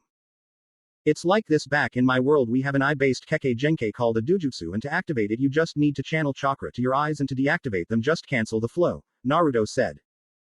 "Ah, and because magic and chakra was the near enough the same, you thought that the basilisk's gaze might be magic's version of a Dujutsu," Ragnarok said. "Yes, and I spent all day yesterday seeing if it was in mage some basilisks prove glasses just to be on the safe side," Naruto said. "Nothing wrong in being safe," Ragnarok said. A goblin walks up and said, "We have enough venom for now, sir." "Good," Ragnarok said as Naruto turned Tagurihime human. Then the Goblin King said, "Now then, how about we head back to my office? The paperwork for the store should be ready." Then they headed back to the office and not surprised to see the goblin there with the paperwork. Then for the next half an hour was filled with Naruto signing the paper so he can buy the store. Then once that was done, Tagurihime headed back to school to let, and Gringotts will let Fred and George know that the building was brought. Once they were at school, they was met by Professor McGonagall, who asked, "So did it go alright?" Naruto nodded and said, "It went smoothly, though I do need to talk to Hagrid." "What on earth for?" the deputy headmistress asked. "Well, I kind of felt sorry for Hagrid about his living conditions, so I asked the goblins to make a house that Hagrid will feel comfortable in," Naruto said. "That is kind of you, and I am sure Hagrid will appreciate what you are doing for him and mind if I come with you," Minerva said. "Not at all," Naruto said, and so Naruto, Tagurihime, and Minerva headed over to Hagrid's hut, and after many hours of chatting and letting Hagrid know that goblin workers will be coming in 5 days to build a house that he was comfortable in, he gave Naruto a bone-crushing hug. If it wasn't for the power of horse, he would have been in the hospital wing getting his bones regrown. It is day after Naruto went to Gringotts for some business, and right now he is having his breakfast, and the team of goblins builders will be coming in the next few hours, which will give Naruto plenty of time to grab Tagurihime and get the skin that she had shed, so he quickly finished his meal and went on his way. It was around 11 when builders get to Hogwarts with Naruto and Minerva waiting, and the leader of the group said, "Greeting, noble Potter, I Brickbreak, it is an honor to meet you." "Greetings, Brickbreak, and thank you for coming, as I know you goblins hate being around witches and wizards," Naruto said. "That may be true, but I would look like a fool if I had turned down a job from you, someone that even our king likes." Brickbreak smiled and said, then he holds out a hand and said, "Payment first." "Right," Naruto said as he pulls out a scroll and said, "Here you go." "Thank you," Brickbreak said as he took the scroll and said to his team, "Alright, the payment's been done, so let's get to work." "Wait, aren't you going to check the contents of the scroll?" Naruto asked. "Normally we would, but Ragnarok assured us that it will be what you said it would be by saying that you are the most trustworthy wizard," Brickbreak said. Okay, now then I will lead you to where you will be working, and I am Minerva McGonagall, and I am the deputy headmistress of this school, Minerva said. Greetings, Minerva McGonagall, Brick said, and then the professor leads them down to Hagrid's hut, and the moment they got there the goblins began to work by asking the half-giant what he want. Then after that they started to build next to Hagrid's hut as the half-giant want to keep the hut. After many hours of working the goblins was almost finished when they heard, "What in Merlin's name is going on here, and why are there goblins doing in my school?" causing everyone to stop what they are doing a look, and they saw the headmaster coming down the footpath. Brick goes to meet the Albus and said, "Well Albus, we are here doing a job that was commissioned by a Naruto Potter." This shocked the old man but didn't show it. Then he asked, "What is the job, if I may ask?" "The job was to build a hut that one Rubius Hagrid was comfortable in," replied the goblin. "I see," the old man said. Then he walks over to Naruto and said while looking him in the eyes, "Naruto, you have to get them to stop, otherwise they will bleed you for all your gallons." But to his surprise there was no big fox, and so he decided to try and get Naruto under his thumb, not realizing that he was bewatched by the boy's mother, or that Naruto was his own special brand of stubborn and doesn't like being used as a pawn. Naruto just smirked, knowing what the headmaster was doing, when he said, "No, I will not. After all, I made a deal with them, and I will not back out of a deal that I agreed to, especially when it was my idea, and besides, they're almost done, and as for the payment, well, that's been settled." The headmaster looks at the second-year student before saying, "Well, I didn't authorize it, and you need my authorization to build something like this," then turns to the goblins and said, "All right, of you go." Minerva saw Brick was about to say something that will let Dumbledore know that her grandson was Lord of Hogwarts, quickly said, "I authorized it, Albus. A little while ago Naruto came to me concerned about Hagrid's living conditions, but I at the time said that I was aware of it but can too much due to budget, and then yesterday he said that he found a way to get Hagrid a new house, and I asked how, he said not to worry about it." "Well, be as it may, Professor McGonagall, I would like have known about it," the headmaster said before turning to Naruto and asked, "So mind telling me how you paid for Hagrid's new hut?" "Let's just said that I made a deal with the goblins, Professor Dumbledore," Naruto said, not looking him in the eyes, knowing that as long as Kurama is with Hermione his mind isn't protected. "What kind of deal?" the old man asked, trying to get Naruto to look him in the eyes. "A legitimate one," Naruto replied, getting a laugh from the goblins. Knowing that he will not get the answer that he wants anytime soon, Albus said, "Okay, that's fine, and thank you, Naruto. I have been feeling guilty about Hagrid's living conditions. Now I must take my leave, thing to do before the new school term starts next week." Then turns and walks back up to the castle, and as he does he think to himself, "That's weird, wonder why I could get in Naruto's mind when I couldn't before, and what was up with the fox also, why would he hire those filthy half-breeds?" As Dumbledore was walking away, Brick turned to the professor and asked, "Minerva, why did you say it was you that authorized the hut when it was Naruto, as he is the heir to the founding, for thus the heir to the grounds of Hogwarts?" Minerva smiled and said, "Because if Albus knew that Naruto is the heir to the four founders, then he might try and use that knowledge to gain control of the school and change some of the rules that the founders placed, even though he isn't Naruto's magical guardian. I am grandmother," not knowing that she had gained the respect from the goblin team. After another hour, the goblins were done, and Brick said, "Noble Potter and Minerva, our work is done. We have done it to Rubius specification, and so we will take our leave, and King Ragnarok will be sending you a letter about any excess cost." And when the duo nodded, the goblins quickly packed up and headed back to the bank. After they was gone, Hagrid said, "Naruto, why don't you call your friends down and we can have a housewarming party?" With a nod, Naruto left to get his friends and Hermione, who was being released. After a few hours, Naruto and company was sitting around Hagrid's table when Hermione asked, "So what are we going to do?" Everyone looks towards Hermione, and Neville asked, "What about?" "About the whole Salazar's chamber ordeal," Hermione replied. "I have been thinking about that. I think we should continue like we don't know Tagurihime, and she doesn't know that I am the real heir to Salazar's house." Minerva looks at Naruto and said, "Naruto, I might not be understanding this, but it sounds like you want Tagurihime to keep on attacking the students." "That's correct in a way," Naruto said. "I don't get it. Why do you want me to keep on attacking the first-gen witches and wizards, Naruto?" Tagurihime asked. Before Naruto could reply, Hagrid said, "Why are you saying that you were the one attacking the Muggleborns, lass?" "Because I am the beast Salazar put in his chamber, the one that is said to house a monster, and that one day his true heir will make this school how it should be and purge the Muggleborns out of the school. But that's not me. I was born to be the school protector, just like Sylvali out there, though." It was nice chatting to her again, Tagurihime said. "So, what kind of creature are you, if you don't mind asking?" Hagrid asked. Tagurihime looks towards Naruto, and he said, "Go on, tell him. After all, he will be looking after you when I am not here, but it is your decision." Tagurihime turns back to Hagrid and said, "I am a basilisk, Hagrid." When Hagrid heard what Tagurihime said, he was shocked, and after the shock had passed, the gentle half-giant said, "If you are a basilisk, then how are you human?" "That would be because of me, Hagrid, and there are many things that I haven't told you." Naruto said, and Hagrid gained a sad look on his face, and Naruto saw it and knew what he was thinking, then said, "Now Hagrid, the reason I haven't told you isn't because I don't trust you, it's because I do with my life. The reason is because you can't hold a secret." Then Hagrid went to protest. The bold ninja said, "What about the Philosopher's Stone? Even though you didn't tell us directly, you give us hints about it, and then there was how to get past your Cerberus." Hagrid realized that Naruto was telling the truth, said, "You right. But know this, Hagrid, I do want to tell you, but if you did accidentally tell someone what I can do and what I am capable of, it will result in me being the target and hunted for everyone that think that are entitled to my powers, and some of them will go for the people I care about, and that is why I am not telling you," Naruto said. Hagrid thought about it and remembered how Neville's parents used to be, and that was because they had some information the Dark Lord wanted, then sent a witch to get it, then said, "You are right, and I understand." "Thank you," Naruto said, then go to say, "So if it is all right with Tagurihime, do you want to see her true form?" Before Hagrid could reply, Minerva interrupted by saying, "Now Naruto," before Hagrid replies, "do you mind explaining why you want Tagurihime to keep on attacking the Muggleborns?" "Well, she wouldn't be attacking them per se," Naruto said, causing everyone to gain a puzzled look. Hermione having a sharper mind than everyone else realized what Naruto plan was and said, "She will be attacking you, wouldn't she? And the reason for it is because whoever it is might make a mistake at some point, and if they know that she is gone, then they will hide, and we will never know who it was. Correct, and tomorrow I will be sending Tonks a letter asking to get here with Amelia the day before the student turn up, then I will let them in on the plan," Naruto explained. Then he turned to Hagrid and said, "So do you want to see Tagurihime's true, but it will have to be before the student come back?" "Yes, I would, and I can wait a week," Hagrid replied. After a couple more hours, everyone decided to call it a night and headed up to the castle, and just before the group entered the castle, Minerva said, "Naruto, mind if I have a word?" Naruto looks to his grandmother and says, "Sure," then turned to his friend and girlfriends and said, "You three can go on ahead." Then he turned to Minerva and said, "So what do you need to talk about?" Minerva said, "I trust that you know what you are doing, but I am still worried that something will go wrong.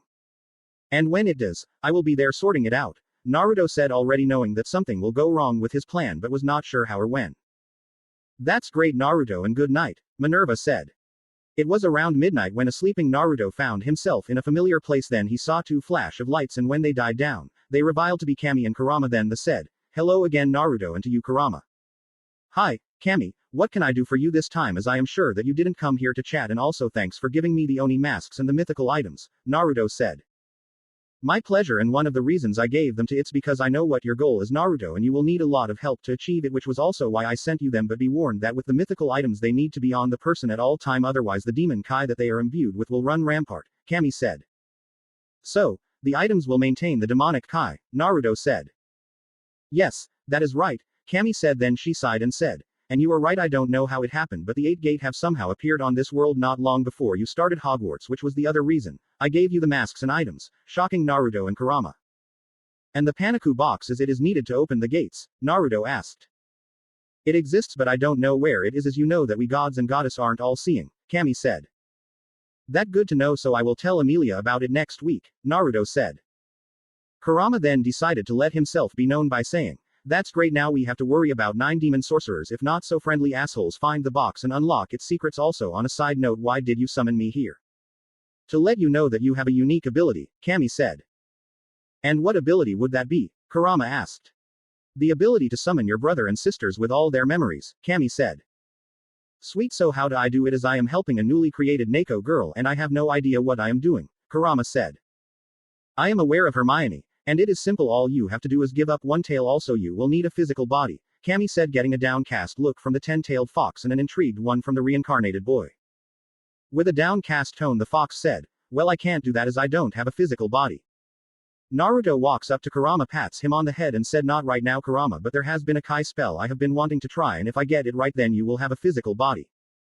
Kurama looks at Naruto with a surprised look, knowing what spell he was on about, and said, "You will do that me even though I'm keeping the old meddler of reading you mind. And if it mean you can be happy, then I will accept it," Naruto said without hesitation. And when Kurama was about to protest, the 12-year-old said, "And don't you dare say that you are happy, cause in case you forgot that I am an empath and I can feel sadness rolling of you for 2 reasons. One is because you are trapped here unless you use the sheep talisman, but then you have to return here at some point, and the other is because you are lonely with only me and Ka-chan with Komponi, plus there is a saying that goes something like I am thou. Thou art I." Kurama was touched by what Naruto said and he said, "Thank you, Naruto." Naruto just waved it off by saying, "It nothing, after all you know how my life has been and you also know the vow I made to myself." Kurama just nodded as he remembers the vow he was talking about. Then before anyone could say anything, Naruto and Kurama started to fade, and Kami said, "Well, looks like you're both waking up. Well then, until next time." It has been a week since Hagrid got his new home and Naruto told his friends his plan, and, in the week, Naruto and friends have been listening to Tagurihime about some of the thing that Salazar and Godric got up to and was shocked to learn that Salazar was a Muggleborn and Godric was a half-blood and not purebloods, and Naruto have been reading up on the body Kai spell. It is lunchtime the day that Naruto was meeting Madame Bones about what is going on for the rest of the year in order to catch the so-called Heir of Slytherin and to tell fact that about the demon gates and the Panicu box, and right now he is in the Great Hall reading about the Kai spell to give Kurama a physical body. Minerva walks up to Naruto and said, "Naruto, can you please come with me as there is someone here that want to see you?" And so Naruto put the book away and follows the professor to where the meeting was taking place, and when the duo got to the place, Minerva opens the door and said, "Here you are, Madame Bones, here is Naruto." When Minerva was about to leave, Naruto said, "Ba-chan, stay, there is something you need to know as something might happen in the not too distant future," and so Minerva stayed. "So, Naruto, what do you need to tell me that you couldn't put in a letter?" Amelia asked. "Well, I take it that Nymphadora had told you about the 2 attacks on the first-gen witches and wizards," Naruto asked, and when Amelia nodded, so he begins to tell her that the creature is a basilisk and that he needs her for his plan to catch the culprit, then tells her what her purpose was. Amelia was surprised to hear that the legend behind Salazar was a lie. She knew she had to kill the basilisk, but she couldn't due to the fact that she belonged to the Slytherin house, and then the fact that she was around long before basilisk breeding was made illegal and that she was protected as Hogwarts was classed a nation on its own. So she said, "Now Naruto, I know that I can't kill her due to the fact that she was around before breeding basilisks was illegal and that she is under the Slytherin house, and that fact that Hogwarts in classed a nation on its own, so until she does anything wrong, she will die. I knew about the first 2 but not the last one, but I understand, and I will be the one that kills her, as what she does will fall on me, so it will be my responsibility," Naruto said with a heavy heart. Amelia was shocked that Naruto will do that and could hear the heavy heart behind the words. "Good, you understand now, then what else did you want to tell us?" "It will be better if I showed you," Naruto said as he goes through some hand signs, then said genjutsu style flashback jutsu. Then the trio saw that went on when Kami told Naruto about the demon gates. After it was over, Amelia turned to Naruto and said, "This is big and I will have to involve the ICW, so do you if I tell them about how I found out about the information?" Naruto had a feeling that something like that would happen and said, "I don't mind, as I had a feeling that it would happen." It is now the afternoon and Naruto is in the Great Hall having dinner when he felt something touch his leg, so looking under the table he sees the con he had. Looking up, the woman that had the strange energy around her hold out a scroll and said as he grabs the scroll, "Thanks." The con nods, the goes back into the shadows, then he reads the file and was shocked to see what the cons found out. Name: Narcissa Malfoy née Black. Age: True 25, Spell 55. Siblings: Bellatrix Lestrange née Black, twin. Andromeda Tonks née Black, older. Spouse: Lucius Malfoy. Children: none biological. Draco Malfoy, stepson. "Well, now I didn't expect that," Naruto said to himself. Neville, who was sitting next to Naruto, turned to him and asked, "What didn't you expect, Naruto?" Naruto didn't answer, just handed Neville the scroll, then goes to Tonks, and once with her he said, "Tonks, mind if we chat outside?" "Sure, Naruto," Tonks said as she gets up and they head out the Great Hall, and the moment the doors were closed she asked, "So what do you need?" "Just wanted to know if there are any spells that can alter the physical body," Naruto asked. "Like what hair color, skin tone, muscle mass?" Tonks asked. Naruto shakes his head and says, "No, I mean their age." "Yes, there are a few, but they were all banned but haven't been made illegal yet, though some are pushing for it," Tonks replied. "Do you know why they was banned and why are some people trying to get the spells made illegal?" Naruto asked. "I do know that it's because the spells somehow stop the ability to reproduce, and that is why people are trying to get the spells made illegal to stop the noble families from dying out," Tonks replied. "And let me guess to name that are against it: the Lestrange and Malfoys, the husbands, your aunties," Naruto said. Tonks was shocked that Naruto just 2 names that was against it said, "That right, how did you know that?" "Well, would look stupid if you got caught for something that you were for, wouldn't it?" Naruto said. Tonks thinks about it before saying, "I guess you're right." Then she realized what Naruto truly meant before saying in a louder tone with shock in it, "Wait, you mean to say that both my aunties are not as old as we think?" "Yes, that are as a matter of fact, your mother is the older one and both Bellatrix and Narcissa are twins," Naruto said. "I see, so how did you get this information? Because I know that whoever made the contract, they wouldn't have told anyone," Tonks asked. "Well, Nymphadora, when I was heading to Gringotts on the 27th and bumped into a lady, but something felt wrong, so I had some shadowy associate investigate her and I got the results today," Naruto replied. Before Tonks could say anything, Neville came out of the hall and asks Naruto as soon as he saw him, "Naruto, mind if I talk to you in private, please?" Sure, lead the way, Naruto said, and then Neville lead Naruto away. Once at the location, Neville looks at Naruto and said, "Hey Naruto, is what is on this scroll about Bellatrix true is really 25? Unfortunately Neville, of that I am not sure, but I think it is, as I don't think the ninja cons wouldn't have put it in the scroll if it wasn't true. After all, it was them that did a report about my mother actually being a half-blood and my grandmother as the witch. Then I went to Gringotts to see if it was true and I turns out they was right," Naruto said to his friend. Then he asked, "Now the question now is, what will you and your family do if it turns out to be true?" Neville gains a confused look and asks, "What do you mean? What will you and your family do if what the Shadow Khans found is true? Will you still hold it against her because when she did torture your parents, she was a teen?" Naruto asked. "I see what you mean. That does raise a question," Neville said. Then he thinks of what to do before saying, "To tell you the truth, I have no idea what to do." "Well, maybe that's a good then. Think about it and talk to your parents and Nan about it over the summer, as I have no idea on how to turn her and Narcissa back to their true age, and the moment I do I will let you know," Naruto said. "That might be a good idea," Neville said. Then they went to their dorm. After only a week into the new school term, Naruto has been reading and understanding the Kai spell that can give spirits a body, and he believed that he was ready and was on his way to Professor McGonagall's office to see if there is a place to do the spell, and Neville and Hermione was accompanying him. The former was curious about Kai magic and the other was needed to do, still having Kurama to help the newly created Neko understand her new power. When Naruto asked, "Hey Hermione, have you told your parents that you are a Neko now?" Hermione sighed and said, "Yes, I have, and they are not happy about it. No, I think that they might disown me." "Well, give it some time and let them process the fact that you made a mistake, and if they don't like it then I will knock some sense into them," Naruto said, which Hermione found touching.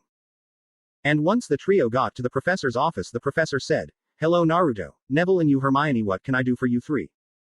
"Well Ba-chan, I was wondering if there was any place that I can cast Kai spell," Naruto said. Minerva thinks about it then said, "There is, but why do you want to know?" "Well, you remember that jutsu I did that showed you Amelia and Nymphadora about the 8 demon gates," Naruto said. "Yeah, what about it?" Minerva asked. "Well, there was more to the memory than I showed you, and if you want, I can show you the soul memory," Naruto said. Minerva thinks about it then said, "Show us the whole memory Naruto." Naruto nodded and with the hand signs then said flashback jutsu, and Minerva, Hermione and Neville all saw the full memory. Once the jutsu, Neville and Hermione was shocked that God was actually a goddess over. Naruto said, "Well Ba-chan, there you have, that is why I need to an empty, because if I do manage to create Kurama a body then he can help Hermione. So let me get this straight, you give Kurama a body, he can use one of and make the two-tailed cat that has a better chance to help Hermione," Minerva said. "That's right," Naruto said. Minerva looks at her grandson with a worried look before saying, "That's good, but it also comes at a cost because he is the only thing that is keeping those that can read your mind out of it," and that brought Neville and Hermione out of their shock. "You're right," Naruto said. Hermione looks at Naruto before saying, "Naruto, I don't think that is a good idea because like Professor McGonagall said, if someone reads you mind then they can find that you're a reincarnated ninja and what you are capable of. If it helps you with the powers that comes from being a Neko as well as make Kurama happy then I will do it," Naruto said with determination. At that moment Hermione's brown eyes turned red, indicating that Kurama has taken over Hermione, and said, "Thanks kid," before turning back to Brown. Hermione looks around and said, "Oh, what happened?" "Nothing much, just Kurama forcing a takeover to do something," Naruto said. "Then how come that lasted a second?" Hermione asked. "It might have been because of that your power didn't like it being forced, so forced him to back," Naruto replied, then turned to his grandmother before asking, "So can I have that room?" "Of course you can, but how long does the process take?" Minerva asked. Naruto thinks for a moment then replies, "If I do it right, about a day." "That's good," Minerva said, then she leads them to an empty room that wasn't too far from her office. While Naruto was setting up the Kai spell, Neville asked, "Can I ask you a question?" And when Naruto nodded, Neville asked, "What about Kurama's power, will it still affect you?" Naruto shook his head and said, "No, it won't, because if I did it right then the moment his spirit enters his new body then all his power that is sealed inside me will be removed." "Will this be before or after the day is over, and what would happen to you after that?" Minerva asked. "It will be before the day is over, because as soon as the body is created then the power will go to it, and as for me it would leave weak for about a day too if I am lucky, if not then I will be asleep for the day," Naruto said. "What do you mean by that Naruto?" Hermione demanded. "Well, normally when a biju is removed from its host they normally die, but you don't need to worry about it," Naruto said, but was interrupted. Hermione, not liking what she just heard, interrupted Naruto by saying, "What do you not to worry about it, you are about to do something that could quite literally kill you." "Well Hermione, if you want to know that we Uzumakis are harder to kill than people care to realize even without the dog talisman," Naruto said. Oh right, I forgot about the talismans, and what do you mean that Uzumaki's eye harder to kill? Hermione said.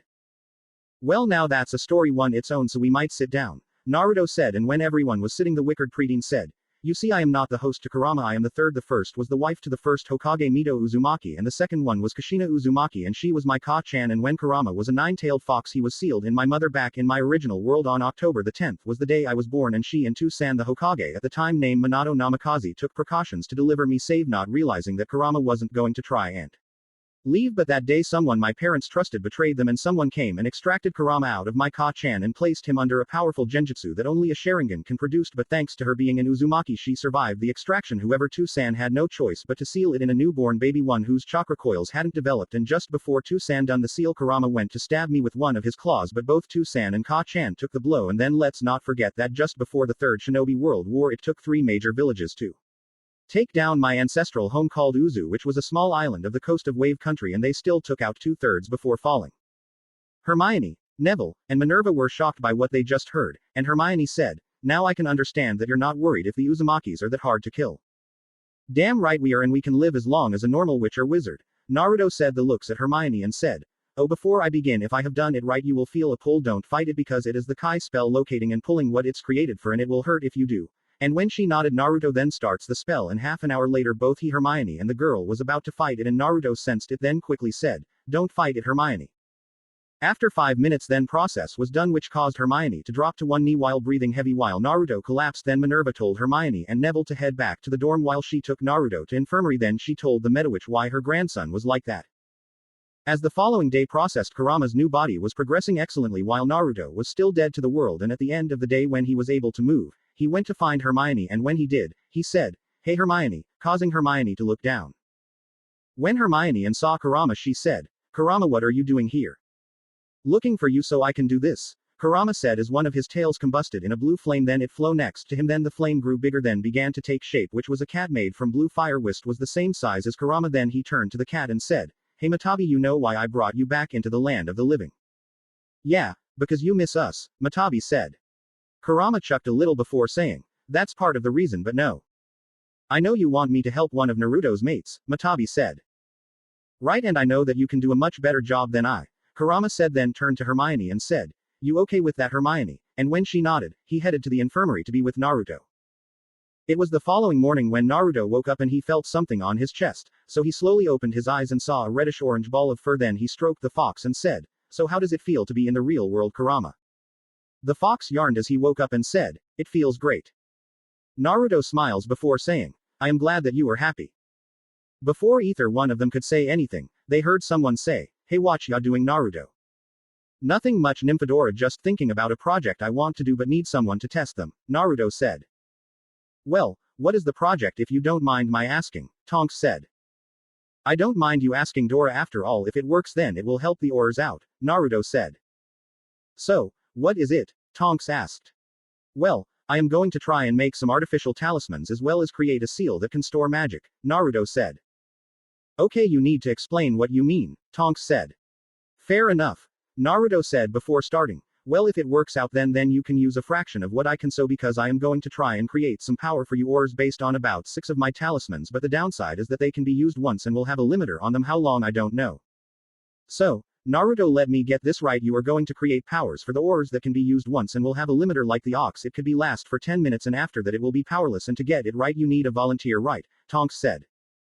Right on both accounts, Dora, Naruto said. Cool, well sign me up. Also, what was that about the seal that stores magic? Tonks said, asked. To simply put it, kinda like an artificial magic core, Naruto said.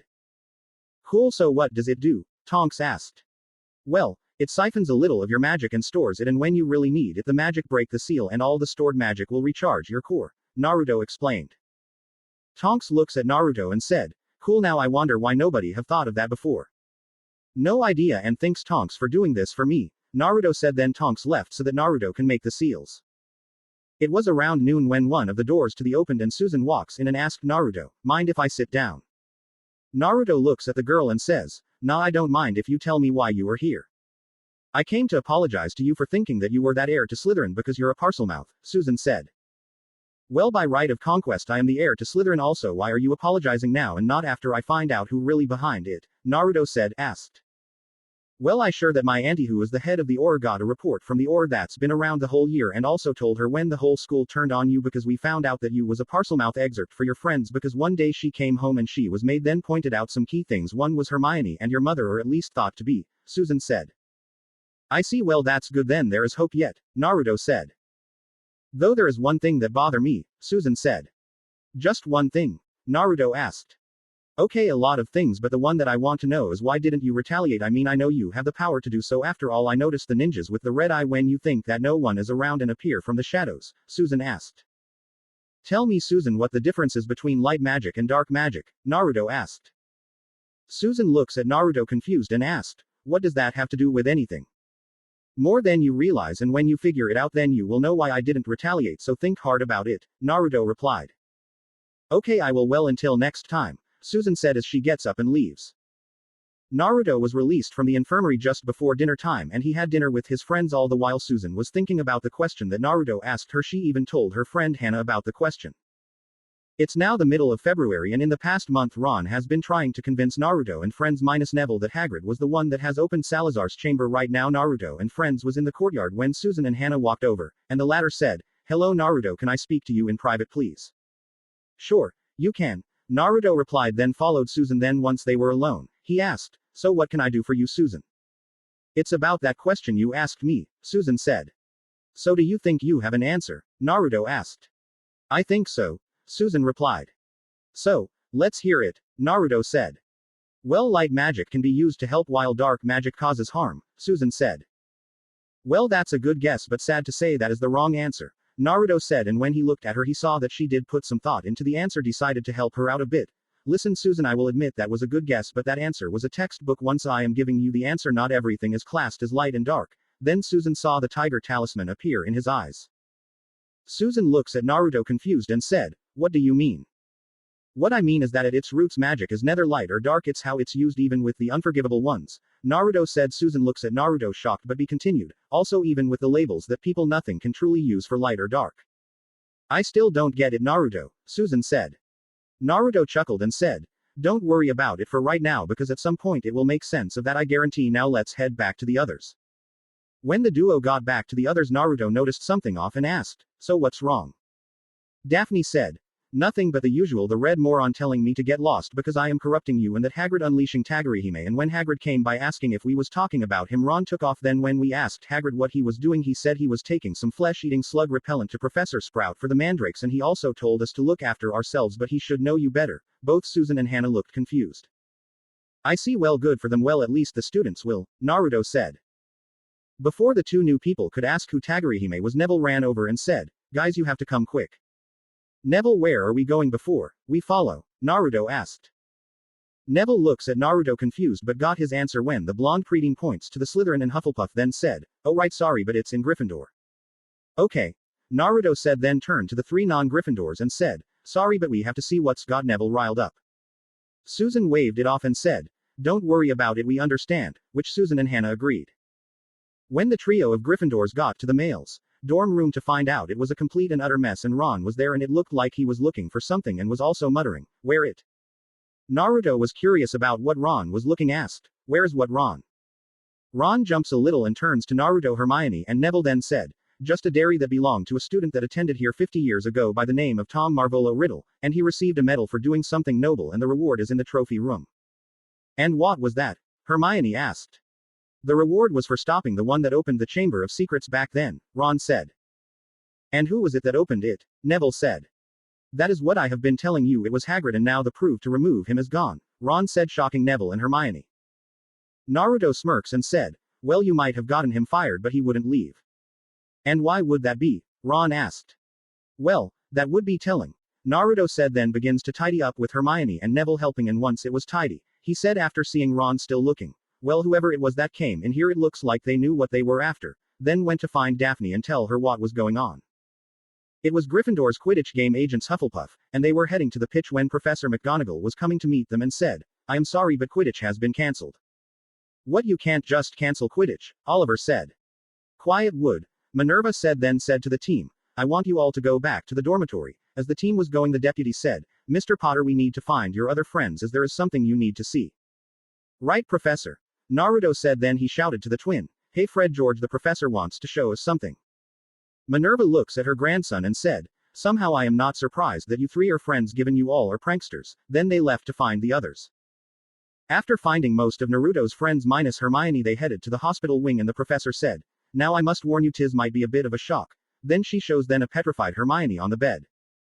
The Metawitch looked at Naruto and said, I know you said that the petrified student will be your clones. That was the plan, so I don't know how this could have happened. Naruto said, then he begins to think about possible solutions. After a few minutes Daphne had a thought and said, maybe when she petrified Hermione, she thought it was you Naruto. Naruto looks to his betrothed and asked, what do you mean DAHP? What I mean is snakes don't see, hear or smell like normal animals because snakes can only see via heat vision like body heat, they hear via vibration and smell via their tongue. Understanding what Daphne was saying, Naruto said, I get now because me and Hermione spend so much time together. Tagurihime mistook her for me as my scent will be on her. That's what I am saying, but you have to understand that is only my theory, Daphne said. Well, if you ask me, it's the most likely one because she will be the only true student I've had since you found Tagurihime, Poppy said.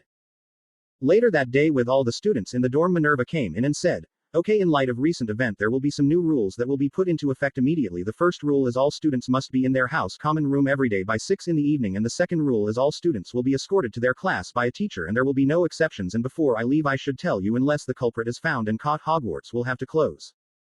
Later that night Naruto heard the door to the bedroom close and looking around the other beds he sees Ron's bed empty. Then he decides to see where the redhead went and wasn't too surprised to see him heading down to Hagrid's house.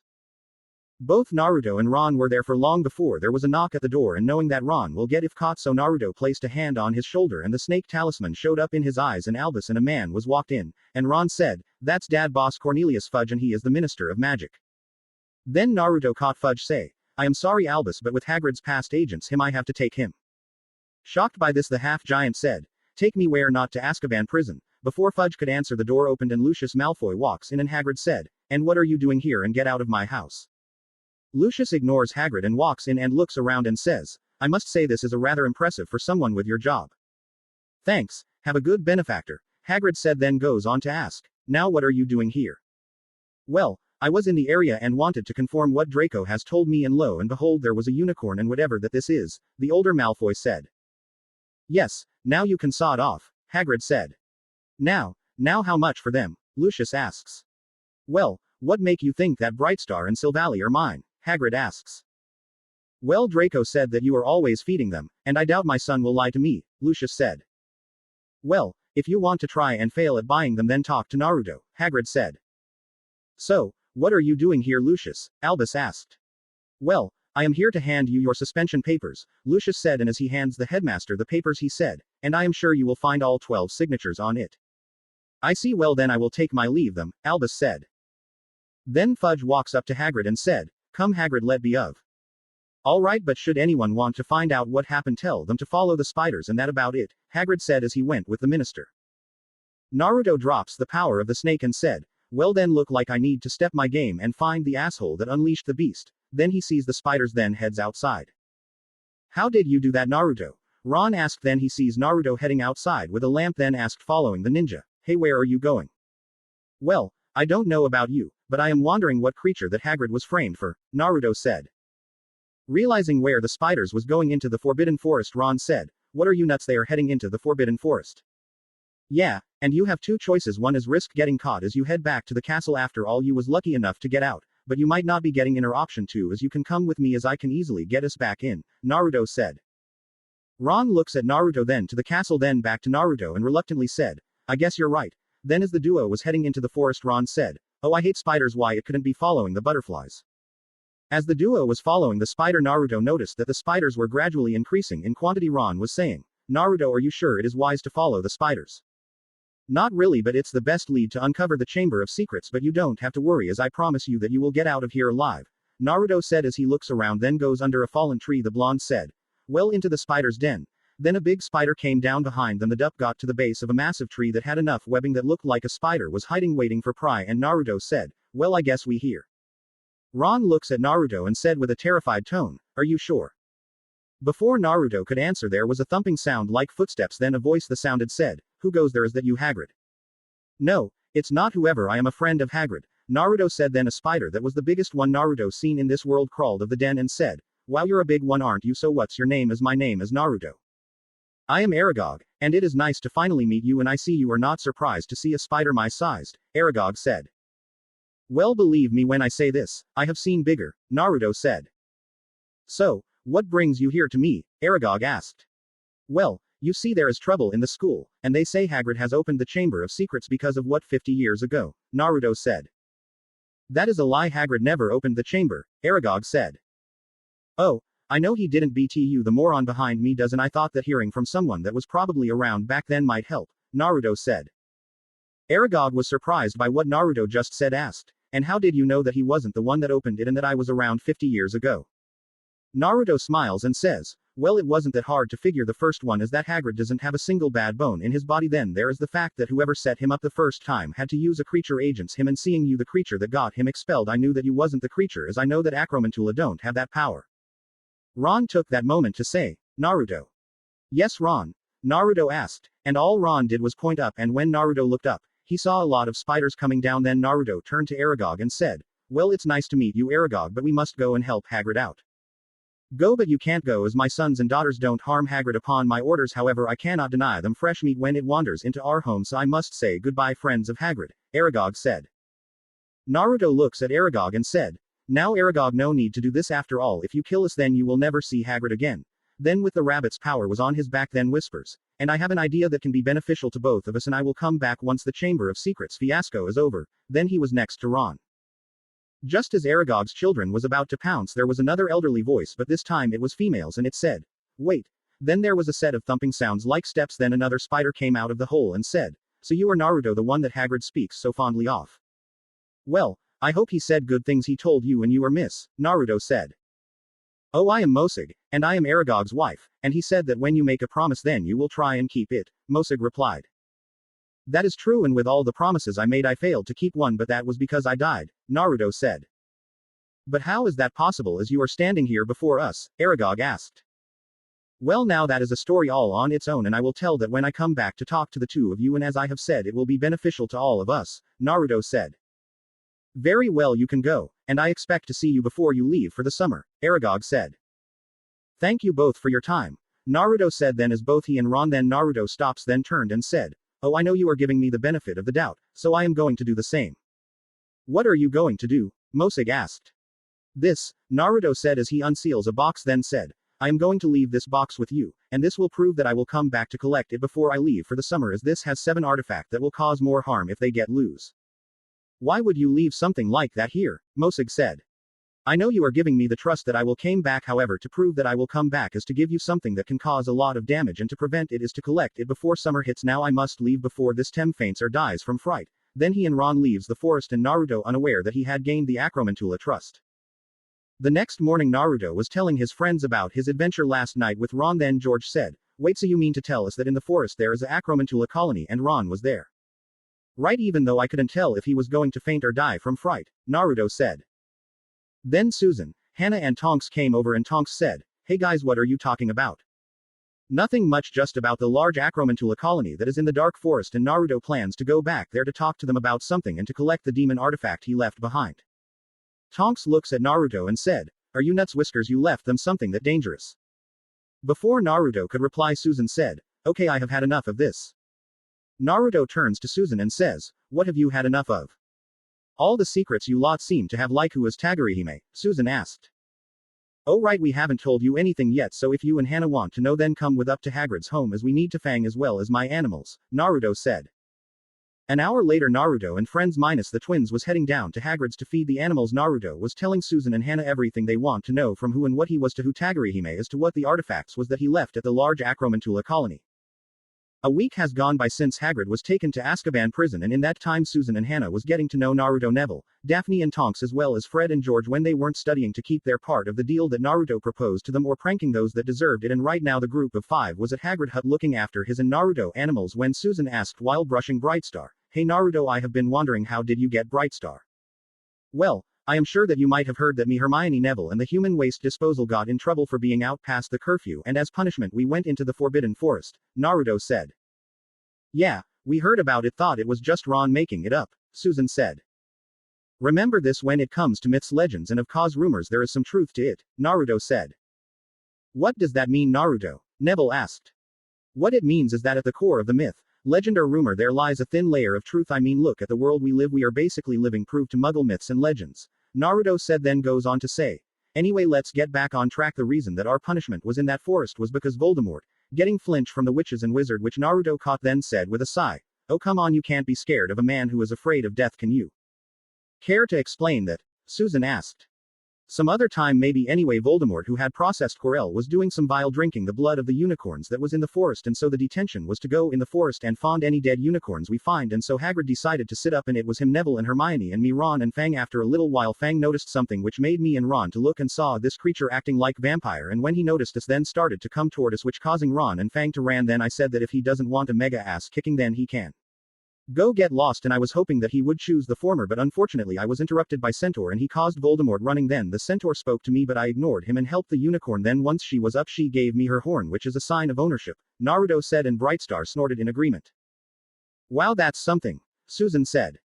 Yeah, it is, and I wouldn't change anything, as it's the good and the bad that makes us. Anyway, we better get going, it's almost curfew, Naruto said.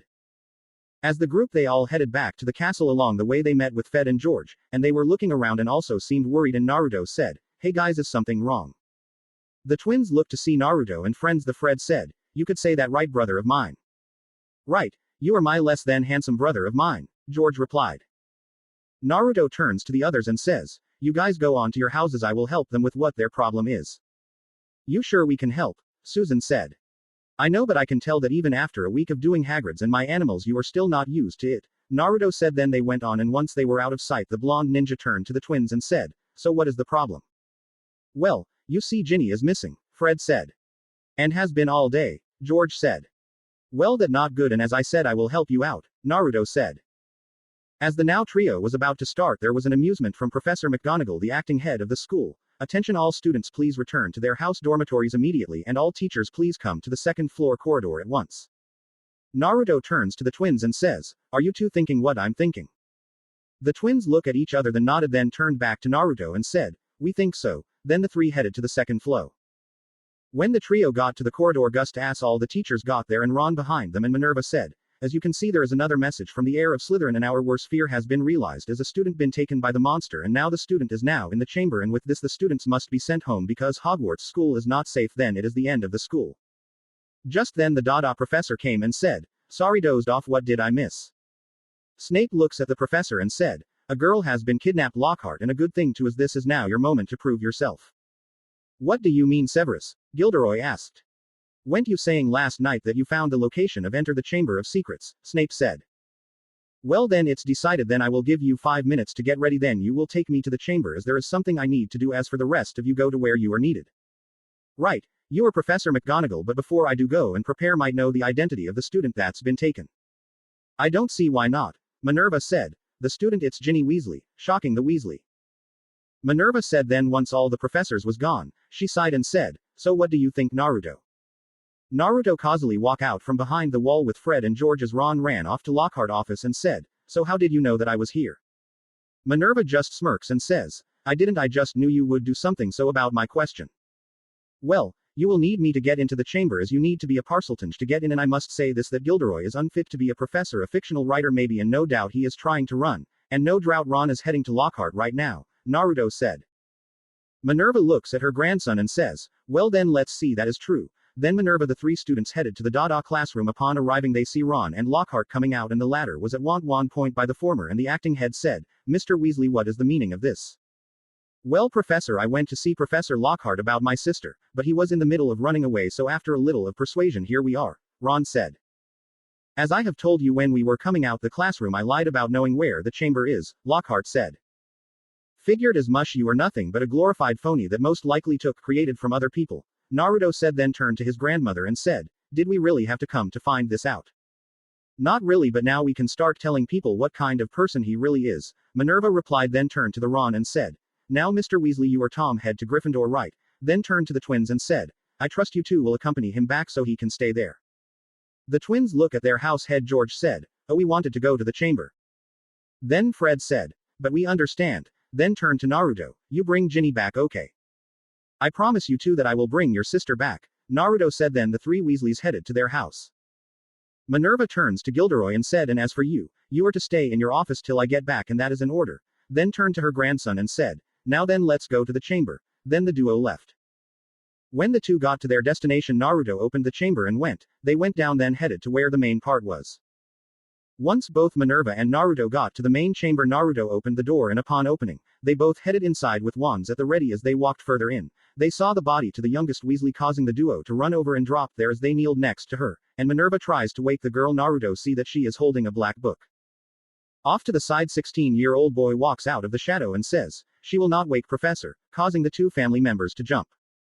When Minerva gets a good look at the boy and gasps as she recognizes the boy, then says, wait, I know you're Tom Riddle, but how can this be? You attended here 50 years ago, and what do you mean by that? As I know she isn't dead. Oh, you're quite right, Professor, she still is alive, but just, Tom said. I am going to guess and say this has something to do with the book that Ginny is holding, Naruto said. And what make you say that? Tom asked. Well, for starters, Ba-chan just said that you attended here 50 years ago, and yet here you are about 16-17. Naruto said, then turned to Minerva and said, well, Ba-chan, I think we just found out who was setting the basilisk loose, and she is both the innocent and guilty. What do you mean, Naruto? Minerva asked, unaware. Tom picking Naruto wand up. What I mean is that the book holds this parasite, Naruto said as he points to Tom before continuing. Ginny must have opened up her heart to it, which is dangerous because if an inanimate object is alive, then it can process you. Realizing what Naruto was getting at, Minerva said, you're right, Naruto, and while you are processed, you don't know what is happening, as it feels like you are in a trance or asleep. Naruto nods his head and says, right, so if you take that into consideration, then it's this person that set the basilisk loose now and 50 years ago, and now it's nothing but a parasite. Tom got mad at what Naruto said, then said, what did you just call me? I called you what? You are a parasite, as you are nothing but a memory of someone that attended here 50 years ago that has been preserved in a book that Ginny is holding and properly draining the life of a girl. Now if that not a parasite, then I don't know what is, Naruto said. Oh, and how do you know that? Tom asked. Like you're the first snake asshole I met that seems to be afraid of death, Naruto replied.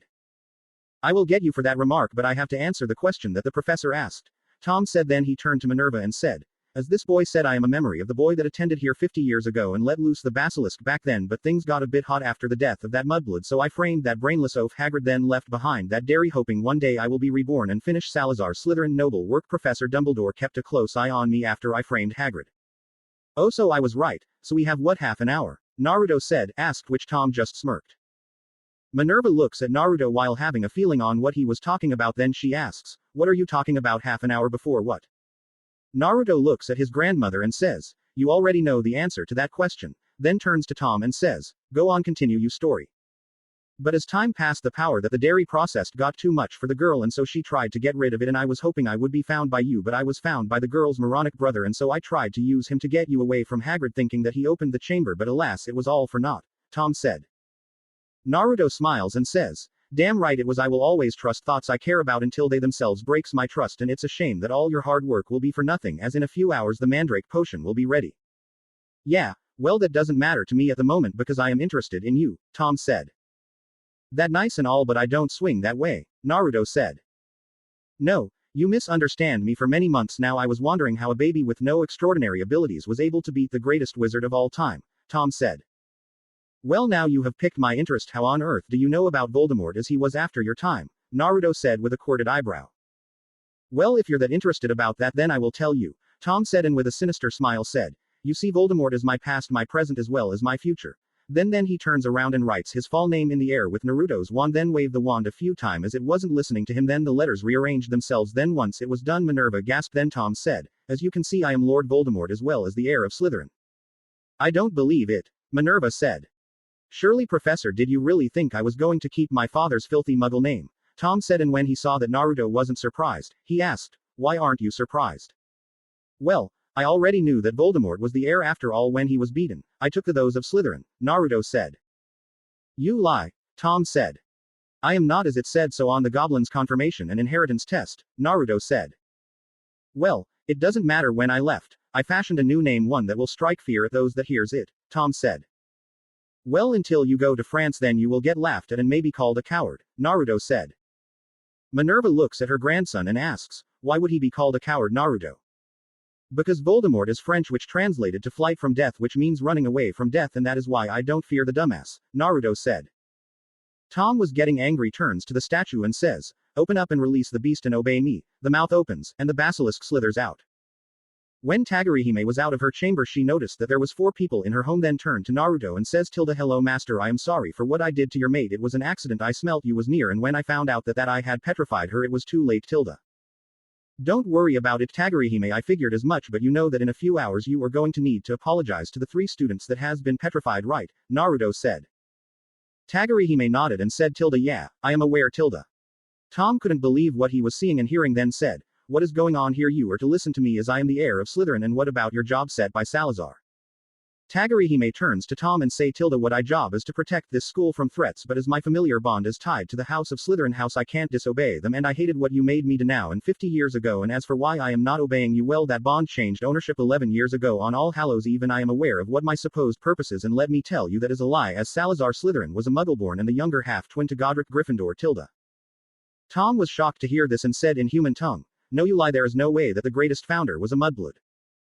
Believe what you want, but the truth is that my first master was a Muggleborn, Tagurihime said, then turned back to Naruto and said, "Master, what is the matter with the little girl? I sense that her life force is getting weaker by the minute, "Oh right, almost forgot about that," Naruto said himself, then said to Tagurihime, "You see, Tagurihime, Lord Scaradimort is taking the girl's life to be resurrected." I see, Tagurihime said to herself, then to Naruto said, "Master, you have to act quick, grab the book and let me bite it, Tom smile and says, "Oh Naruto, you think you are fast enough?" "Oh, I know I am faster than you are," Naruto said as the rabbit talisman appears on his eyes, then he was gone. Tom was shocked and looks at Ginny and sees his dairy was gone and looks around and sees, where did he go? Naruto was smiles as Tom looks around, then says, "Hey, over here." Tom stops looking around and looks to where Naruto is just as the blonde preteen was holding the dairy out and Tagurihime was lowering herself to bid it. The memory says, "No, don't do it." Naruto looks at Tom and says in a cold tone, "You are getting what you deserve, Tom." Then Tagurihime bits the dairy and Tom screams in agony as his whole body begins to glow before shattering. Then he turns to Tagurihime, "So what did you want to bite the book, "Simple put, I wanted revenge for what he made me do, and I thank you for it, master," Tagurihime said, then heads into her chamber, said, "Now I am going to rest as I will be busy later." Ginny gasps and bolts up, looks around and sees Naruto and Minerva and says, "Professor, I am sorry I was the one that let the monster out, but I swear I didn't mean to do it." Minerva says, "I know, Miss Weasley, the spirit that was killing you told us everything, and thanks to Naruto here finding out chamber beforehand, I knew where to and retrieve you, and to Tagurihime who destroyed the vessel. Now let's get out of here so Madame Pomfrey can check you over," and the professor and 2 students left. As the trio was leaving, Ginny asks, "Professor, who is Tagurihime?" "Well, Ginny, she is the creature that Salazar left behind," Minerva said, shocking the girl. Ginny looks behind her and sees the basilisk, then she screams and hides behind the professor, then says, Professor, aren't you going to do something about the basilisk?" "Unfortunately, Miss Weasley, I cannot do anything about it as I am not the heir or lord of the Slytherin house, nor am I the headmistress of Hogwarts, so there is nothing I can do now. Let's get you to the hospital ward," Minerva said. Then the trio began to walk out of Salazar's chamber into the hospital wing. Upon reaching the hospital wing, the Medawitch saw them and said, "Did you do something again that will land you here again, Mr. Potter?" Naruto looks at Madame Pomfrey and said, "Well, last year was because I gave Neville the horse talisman, and at the Quidditch match I didn't want people to see that I have powers, then class me as turning evil." Realizing that Naruto was right, the Medawitch said, "I understand, Naruto, and as I have said before under my healer's oath and patient confidentiality what you are and what you can do, I cannot tell anyone unless I fear you are at risk to yourself or others." Then she asks, "So if Mr. Potter isn't being admitted, then I take it's Miss Weasley is?" "That's right, Poppy, as she had been processed by a spirit of a man that once walked these walls," Minerva replied. "I see. Well then, Miss Weasley, please get on a bed and I will see if there is any lingering damage," Poppy said, and Ginny did as told. Then the Medawitch did a few scan charms, then she said, "Well, good news is that there is no lingering damage, but I would like you to stay the night just to make sure. Also, I would recommend you get some therapy, and I will let them know as soon as they get here after Professor McGonagall informs them." "Which I was going to do that once Miss Weasley was admitted and sent Naruto to get her brothers," Minerva said. Naruto looks at his grandmother and said, "Okay, I will go, and then I can go and sort things out for tonight." Then just before he goes out the door, he turns to the Medawitch and he says, "Oh yeah, when I come here tomorrow I will be giving Hermione one of my Oni masks." Then he walks out, then it a hand sign, then said Shadow Clone Jutsu. Then there was a puff of smoke, and next to him then he said to the clone, "You go and find Nim and let her know that his danger has passed." The clone said, "Sure thing, bosses." Then he went down the hallway. Once the clone was gone, Naruto said to himself, now then just need find Fred, George, Percy and Ron, just hope they are in the dorm. Then he left to find Ginny's brothers to let them know that she was now safe and sound and is currently in the hospital wing, then went to bed. Dream World, Astral Plane. Naruto finds himself in a place that is all sky that seems to stretch forever no matter which way you look. Then from behind him came a voice that he had heard a few times already. Hello Naruto, how are you doing? Turning around, Naruto see Kami and replied with, I am doing good, so may as usual, so can I ask what do I need to do for you this time? Kami quickly realizes that the two other time that she had contacted him was because something was amiss in the world, so she quickly says, oh no, it's nothing like that, it's the opposite, actually I am giving you a reward. Naruto smiles and says, nice. Then he gains a confused look, then asks, for what exactly? For getting rid of 3 of Tom's 7 Horcruxes, and I know that you the type of person that will do what is right without expecting anything in return, and that is why I am giving you the reward, Kami said with a smile. Cool, so what is it? Naruto asked. I am not going to tell you what it is, but I will say that it is an agreement between Peverell and another family, even though this family was not magical, they knew of the magical world due to their guardian at the time. You really are not going to tell me what it is, are you? Naruto said. Nope, but you will find out what it is when you start your 3rd year, Kami said as Naruto was beginning to fade, indicating he was waking up. Once he was gone, Kami turned to one side, said to face a young girl that was around Naruto's age, and she had a slender physique, soft skin, and green eyes as well as blonde hair. So what do you think? Well, he is cute, I will give him that, but are you sure that he is the one that Merlin foretold that will bring in a new era in the world? The girl replied. Yes, he is Artoria. Now go along, I things to sort out, like send a note to Gringotts as well as to Minerva, Kami said as she and Artoria left the plane. Real world.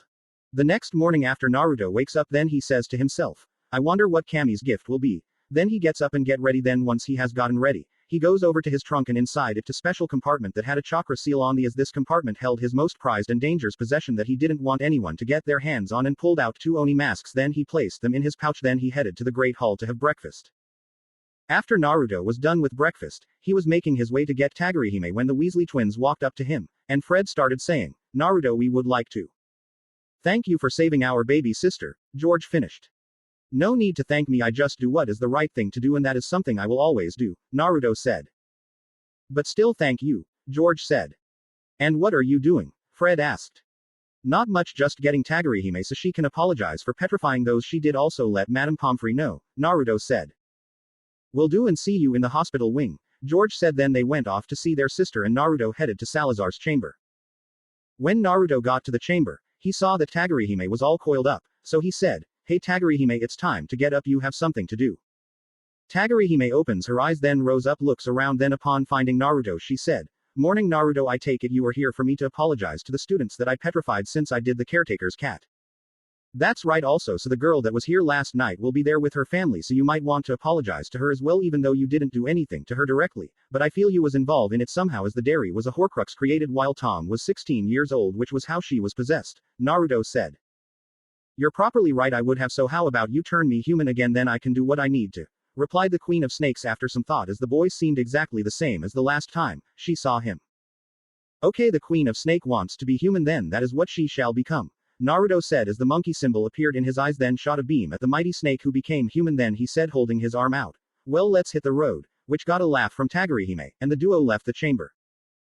Upon exiting the chamber's entrance, Tagurihime saw the ghost, the girl that she had killed when Tom was the heir to Slytherin, and she feels guilty for it. The thinks, well, as I am apologizing to those that I petrified while Tom was processing that girl, now is the time to set things right and hopefully loosen my guilt. So she turned to Naruto and said, wait a moment Naruto, there is something I need to do, and this is well past due. Naruto turns and says, does this have anything to do with what happened the last time the chamber was open and in the hands of a self-righteous asshole?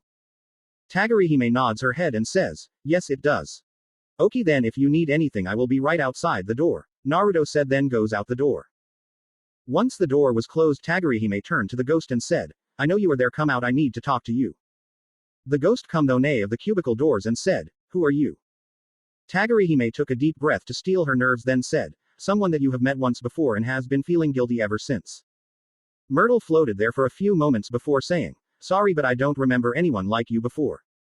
Tagurihime, who was expecting that answer, said, that is understandable, but you and I have met, but it was in my original form, and it was in this very room that we met for the first, and it was the last time. What are you talking about? Myrtle asked. I am the creature that killed you the moment you looked out your cubicle to tell a boy to piss of, and for that I am really sorry, Tagurihime said as she gets on her hands and knees and bows in an apologetic manner. Myrtle looks at the bowing form of Tagurihime then says, before I decide whether or not to forgive you, I need to know one thing first. Tagurihime gets up and asks, what do you want to know? Did you mean to kill me and those you petrified also? How did you become human? Myrtle asked.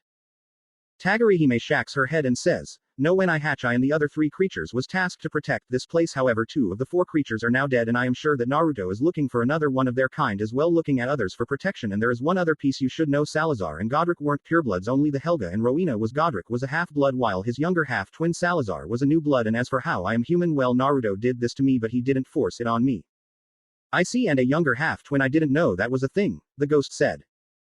It's rare but it does happen. Godric's father, who was a wizard, fell for a muggle woman, but the woman was already married, so he told her that as he was the first of his line he was allowed to take on another mate, so he would give that over to her to some time, but he run her over and so he brought them both into our world. Then a few years later both Godric and Salazar was born, but as both males didn't know who was the father, Godric's father knew a spell that could tell him and was surprised to see the results. The firstborn was his while the second was the muggle, Tagurihime explained.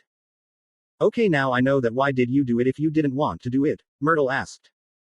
It's not that simple. I might be bound to the grounds that Hogwarts is on, but I am still tied to the Slytherin line, which is now Naruto's though right of conquest, but I didn't feel it as I was sleeping at that time. Then when that spirit-possessed girl came I still felt the bond, but it was very weak, but I didn't think anything of it at the time until Naruto came to me with his grandmother, Tagurihime said.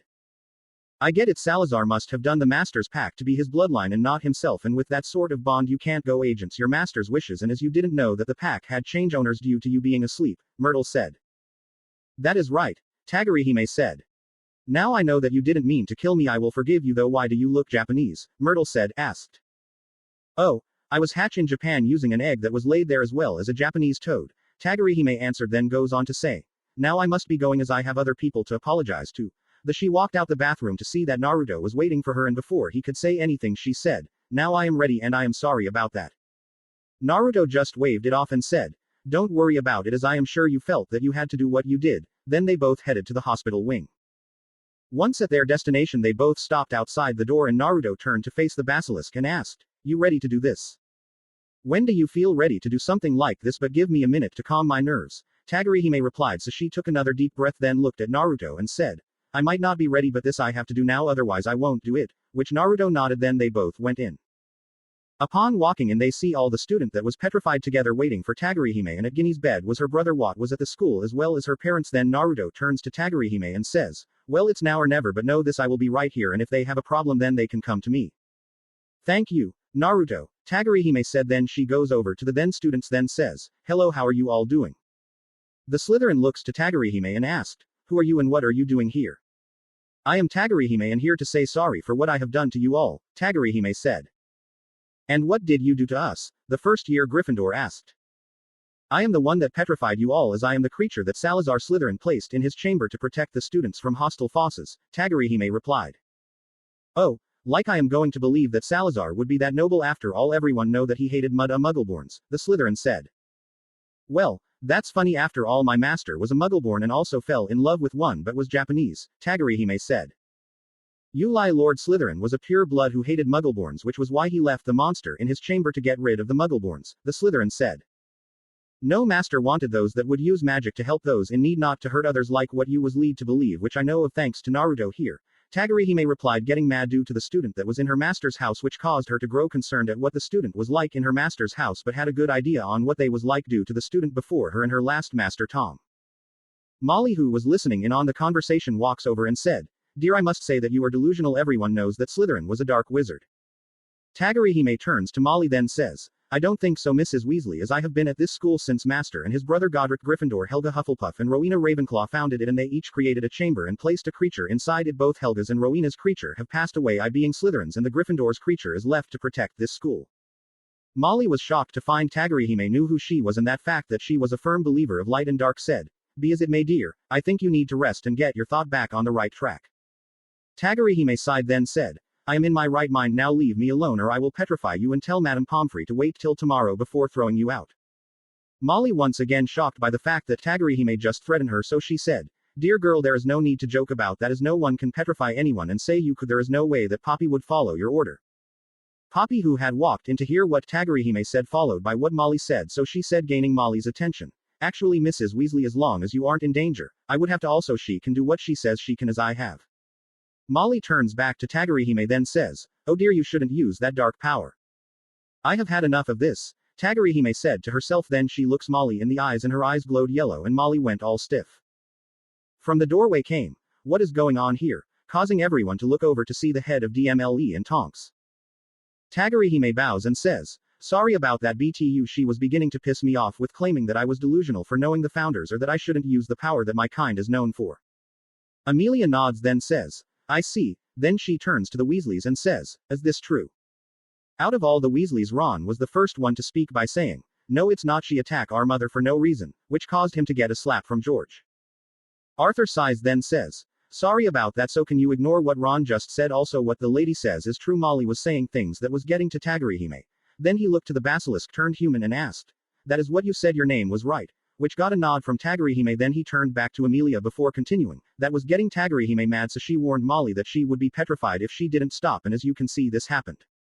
I see, Amelia said, then turns to Minerva and says, Professor, let talk somewhere that a bit more quieter so you can tell me what happened. Of course, Minerva said, then begins to walk out the wing.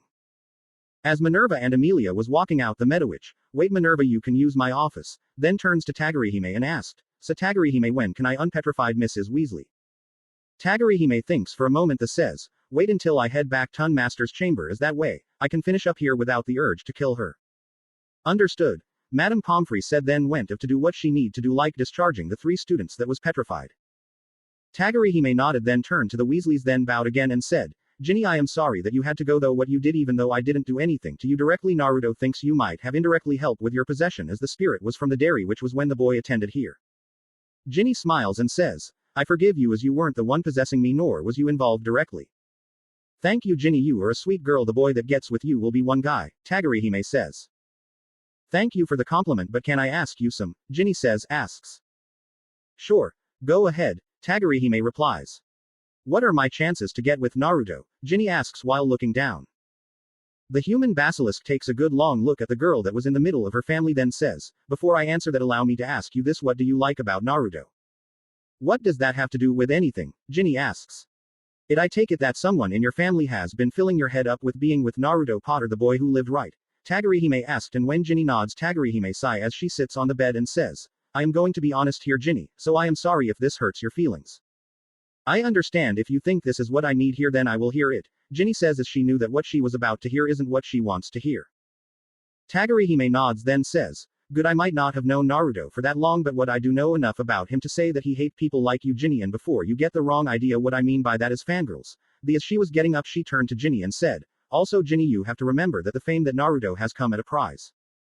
Ginny thinks over what Tagurihime had told her then thinks, could she be right? Do I like Naruto only for his fame? Also she is right, I don't really know anything about him apart from that he lost his parent when he was 1. He has shadow things at his call, he is a parselmouth, and that he has unusual magical power from what they was talking about.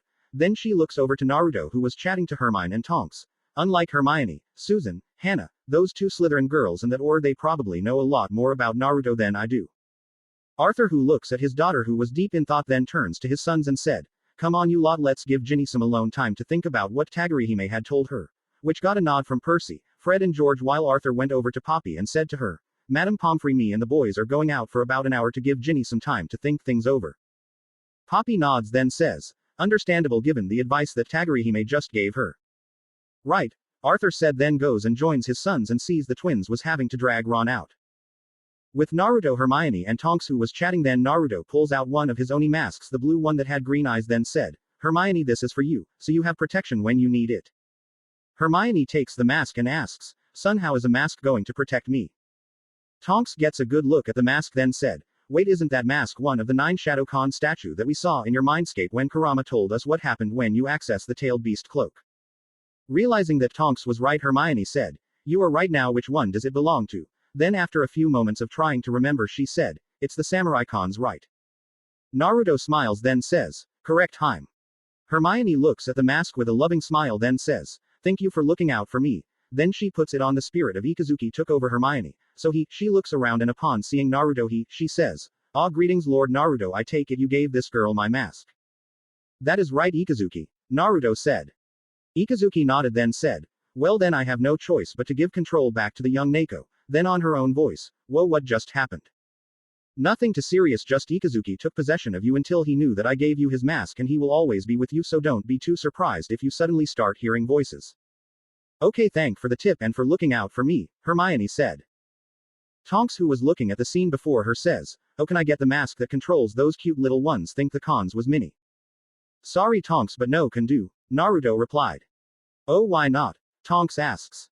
Well, I am planning to give the mask and artifacts to the girl that I plan on marrying one day, so like Hermione here, Daphne due to a marriage contract is getting to know her, the Fleur again due to a marriage contract, and after getting to know her also it means that I can trust you completely, Naruto said.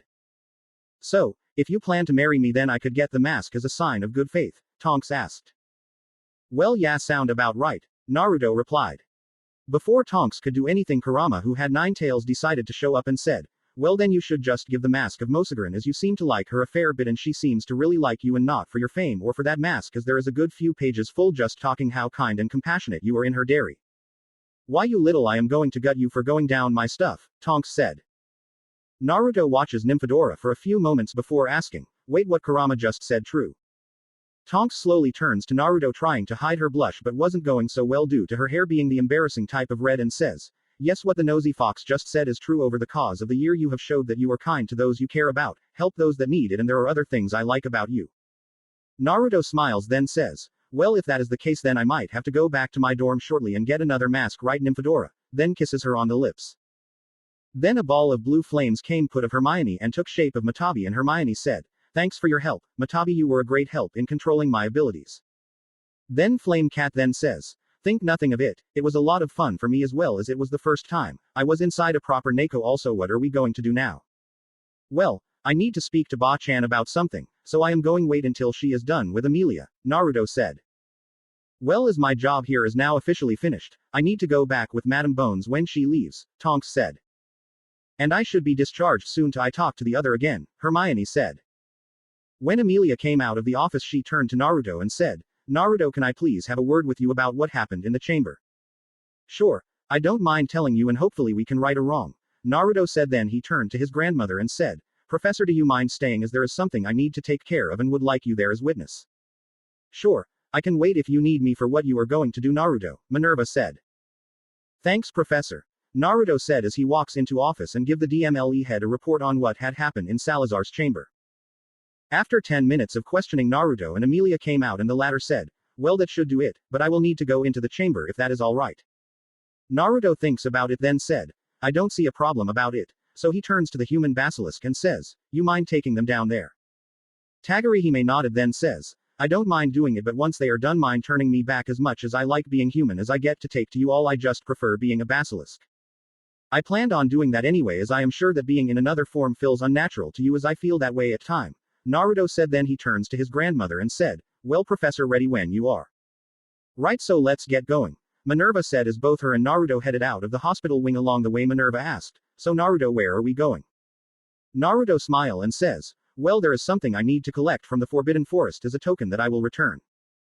Minerva looks at her grandson and said in a stern tone, and why do you have something in the Forbidden Forest, Naruto? Well, Ba-chan, when Hagrid was arrested, he said that if we want to know what happened 50 years ago, all we have to do is follow the spiders, and I told the spider in charge that once that the chamber fiasco was over, I will go and talk to them about something that could help us both, Naruto said. And what would you talk to them about? Minerva asked.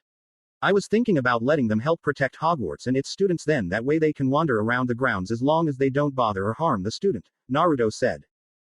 Minerva thinks it over then says, I get it now, as Hogwarts is a big school, it's too big, 2 creatures and even more so if you add the school grounds to it. Right, so as the future heir to the founders I need to make sure that the students that are now attending as well as the ones that will attend are safe, Naruto said. I suppose you're right, Minerva said, knowing that Naruto was doing what he thought was right for the protection of the school and its students. After a bit of walking, Naruto and Minerva was now at the Acromantula, and Naruto said, Aragog, and Mosag, I am here as I have promised. There was 2 sets of footsteps, and the 2 Acromantula leaders came into view, and Aragog said, greetings Naruto and welcome back, as you have kept your promise we will return your chest to you. Then Naruto's chest was carefully placed in front of him, and Aragog continued, so what is it that you wish to talk about, the one that can benefit us as well as you? Well, Aragog, how would you and your family like to roam around the grounds of Hogwarts? Naruto asked. What are you talking about, Naruto? Mossig asked. Well, Mossig, as I am the heir to Hogwarts founders, I will own the school and the grounds as long as I keep the school a school and I attend it, and as such I need to these grounds, and it is too much for Tagurihime and Sylvally, and as leader yourself you want to keep the one that are you reasonable for safe, right? Naruto said. You are right there, Naruto. I would do anything to keep my children safe, and I can guess that there are some that are like that, and judging how you act you are the kind of person that will put his life on the line to keep those close to you safe, Aragog said. Naruto nodded and said, you are right about that, but let's get back to why I am here. Yes, let's say you want us to protect something or someone. If I had to guess, thanks to what you said about protecting those that are your responsibility, Aragog said. And you would be right as long as you and your family don't disturb the students. I would like you and your family help Tagurihime and Sylvally protect this school and those that work and attend here from those that wish to cause harm, Naruto said. Mossig then says, let me see if I get what you are getting at, Naruto. Go on, Naruto said. You want us to help protect the school that Hagrid works at from any and all threats, and at the same time we get the threats that the two other guardians don't kill, and in return the big ones are free to roam the grounds while little ones are in building as long as we don't freak out the students. Is that right? Mossig said.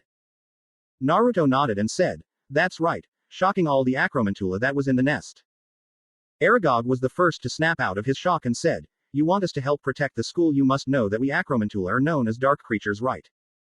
Naruto once again nodded and said, yes, I am aware of that label, but because of what I was in my past life I don't see thing in light and dark, as I know that magic at its core it's neither light nor dark, so why can't creature be like that? Naruto said, but he knew that someone was going to ask him about some spell that he know that are just evil, so he said, and before anyone asks, I know that there are some spells that are different, that they just evil. Before I chose, I have something I would like to ask, Aragog said.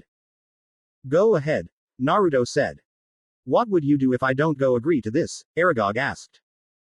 I would do nothing unless you or your children do something that will threaten the school. As the last thing I would want to do is upset Hagrid, as well as this is also your home, though you would be monitored, Naruto said. Aragog looks at his mate, then back at Naruto, then says, I would like to speak about it with Mossig, would that be okay? That's fine, but I will come by in the morning as I would like to get this over with before Professor Dumbledore comes back, Naruto said. I see, well you have the right to decide when you get the answer, Aragog said. Then he remembered something from the last time the U-Wizard came by, then he said, wait. Gaining the attention of Naruto and Minerva, you said before that you have seen spiders bigger than us, but Acromantula are the biggest spiders in the world. Naruto thinks about it, then says, well, I don't see any problems telling you. Then he told them who and what he really is, and once he was done, he said, well, we best be off as you have important business to talk about. Then both he and Minerva left the forest. Once outside, the forest duo went their separate ways as Minerva had schoolwork to do and Naruto headed to his common room and get the Oni mask of Mosagurin to give to Tonks. Then he was to look for Daphne to give her the mask of Murasaki. While Naruto was heading to the Gryffindor, he saw Ron, who was coming up to him, and he said, hey Potter, I want a word with you. Look Ron, I don't have time for your bullshit, so why not just tell me what you want, then we can both get on with the day, and by that you go off to who knows where and plan on getting easy money, and I can head to the common room and get something, then go and find Daphne and Tonks before she leaves with her bosses, Naruto said. Why did you bring my sister in this? Ron said. Huh, what the fuck are you on about? Naruto asked. I know you are the heir to the filthy snake's house, so admit it, and I can't believe that you would be that low that you would get my sister involved in your plans, Ron said. Naruto sighs and says, are you stupid? Alright fine, I admit it, I am the heir of House of Slytherin, but that is though conquest when I was one also. If why would I set Tagurihime off and attack the first gen when I am in a relationship with one? Ron huff and says, I don't know, have it as a cover to make you seem like an unlikely suspect. Naruto was getting pissed at what Ron was getting at, so he said, Ron, if you know what is good for you, back off and forget it, or you will end up in the hospital next to your sister, even though she is getting out later on today, you early tomorrow, with something that even Madame Pomfrey will take days to fix. You think you can threaten me, you might not realize it, but now that you have said what I wanted you to say, I hold the power, Ron said with a smirk. Naruto knew what Ron was going to do, but he also knew that this kind of threat can only on those that are ashamed of what was behind the threat, and said, oh okay, let's say I did feel threatened by you, what do you want? Ron smiles and says, I want your pet. I don't have any pets, Naruto said, knowing he was revering Hermione, which pissed him off even further. I want you to give me the Neko, Ron said. Even if I could, why on Kami's green earth would I do something that stupid? Naruto asked. Surely you must know what Nekos are classed as, right? Ron asked. Naruto shakes his head and says, no I don't, nor do I give a shit, they live on this planet just like you and me, so they have their right to do what they want to. Then he turns to leave. Ron, being the idiot he is, decided to say, well you should, as they are classed as creatures and therefore are not allowed to have a wand, let alone attend magic school, and no doubt that the ministry have already heard about it and are getting the paperwork to get rid of her ready. Naruto stops and turns to face Ron, then said with a smirk, let them try. Then he walks away. Once Naruto has the mask that Tonks once wanted, he headed to Salazar's chamber, and once he got to the girls' bathroom, he saw that the two was coming out of the chamber while being led by Tagurihime, so he said, well that's good timing, hope your such was fruitful. The two turned to face Naruto and Amelia said, yes it was an interesting, we found a few things. That's good, Naruto said, then looks at Tagurihime and said, you ready Tagurihime? I am, Tagurihime said. Then the monkey talisman appeared in Naruto and shot at Tagurihime, turning her back into a basilisk. Then she said, ah, now that is much better. Then she slithered down the pipe.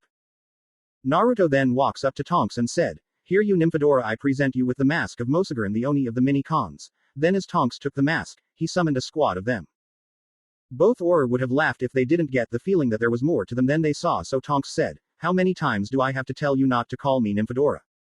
Naruto just laughed, then said, well what do you expect, after all isn't it a boyfriend's duty to tease their girlfriends like they do when they tease their boyfriends, all the while thinking about all the times that Dora had teased him. Amelia laughed and said, well as much as I enjoy you both teasing each other, I want to know that these cons can do. Well, I like to think these cons are unique, as unlike the other these are perfect for being an which is the main reason why I gave Dora them in the first place and not because she just asked for it, Naruto said. What do you mean by these are perfect for this job, Naruto? Tonks asked. Well, while the other can take you through the shadow realm, with this mask you can walk out the front door with little to no injuries, Naruto said. Amelia was now intrigued by what Naruto just said and asked, how so? Before Naruto could answer, the door opened and Malfoy walked in and said, not noticing the mini cons that was by Naruto's feet, well here you are Potter, I was looking for you, I heard from my father that the Minister Fudge is planning to do something about that pet of yours. Naruto smiles and says, well Tem, you are the second person that told me that, and I will tell you what I told the first, they can try, but that is the thing when you let idiots like him have that much power. Malfoy looks at Naruto confused and said, what are you talking about? Naruto smiles then says, to simply put, they don't know what they are doing, they don't think they are above the law when, and I know that some of the stuff that he has done can be considered illegal and downright stupid. Then he had an idea, then he gained a smirk. Malfoy had a shiver go down his spine when he saw the smirk that Naruto and not like it was about to run away when his world went dark. Standing next to the now collapsed boy was one of the Shadow Con, but it was a bit bigger. The Amelia asked, Naruto, what just happened?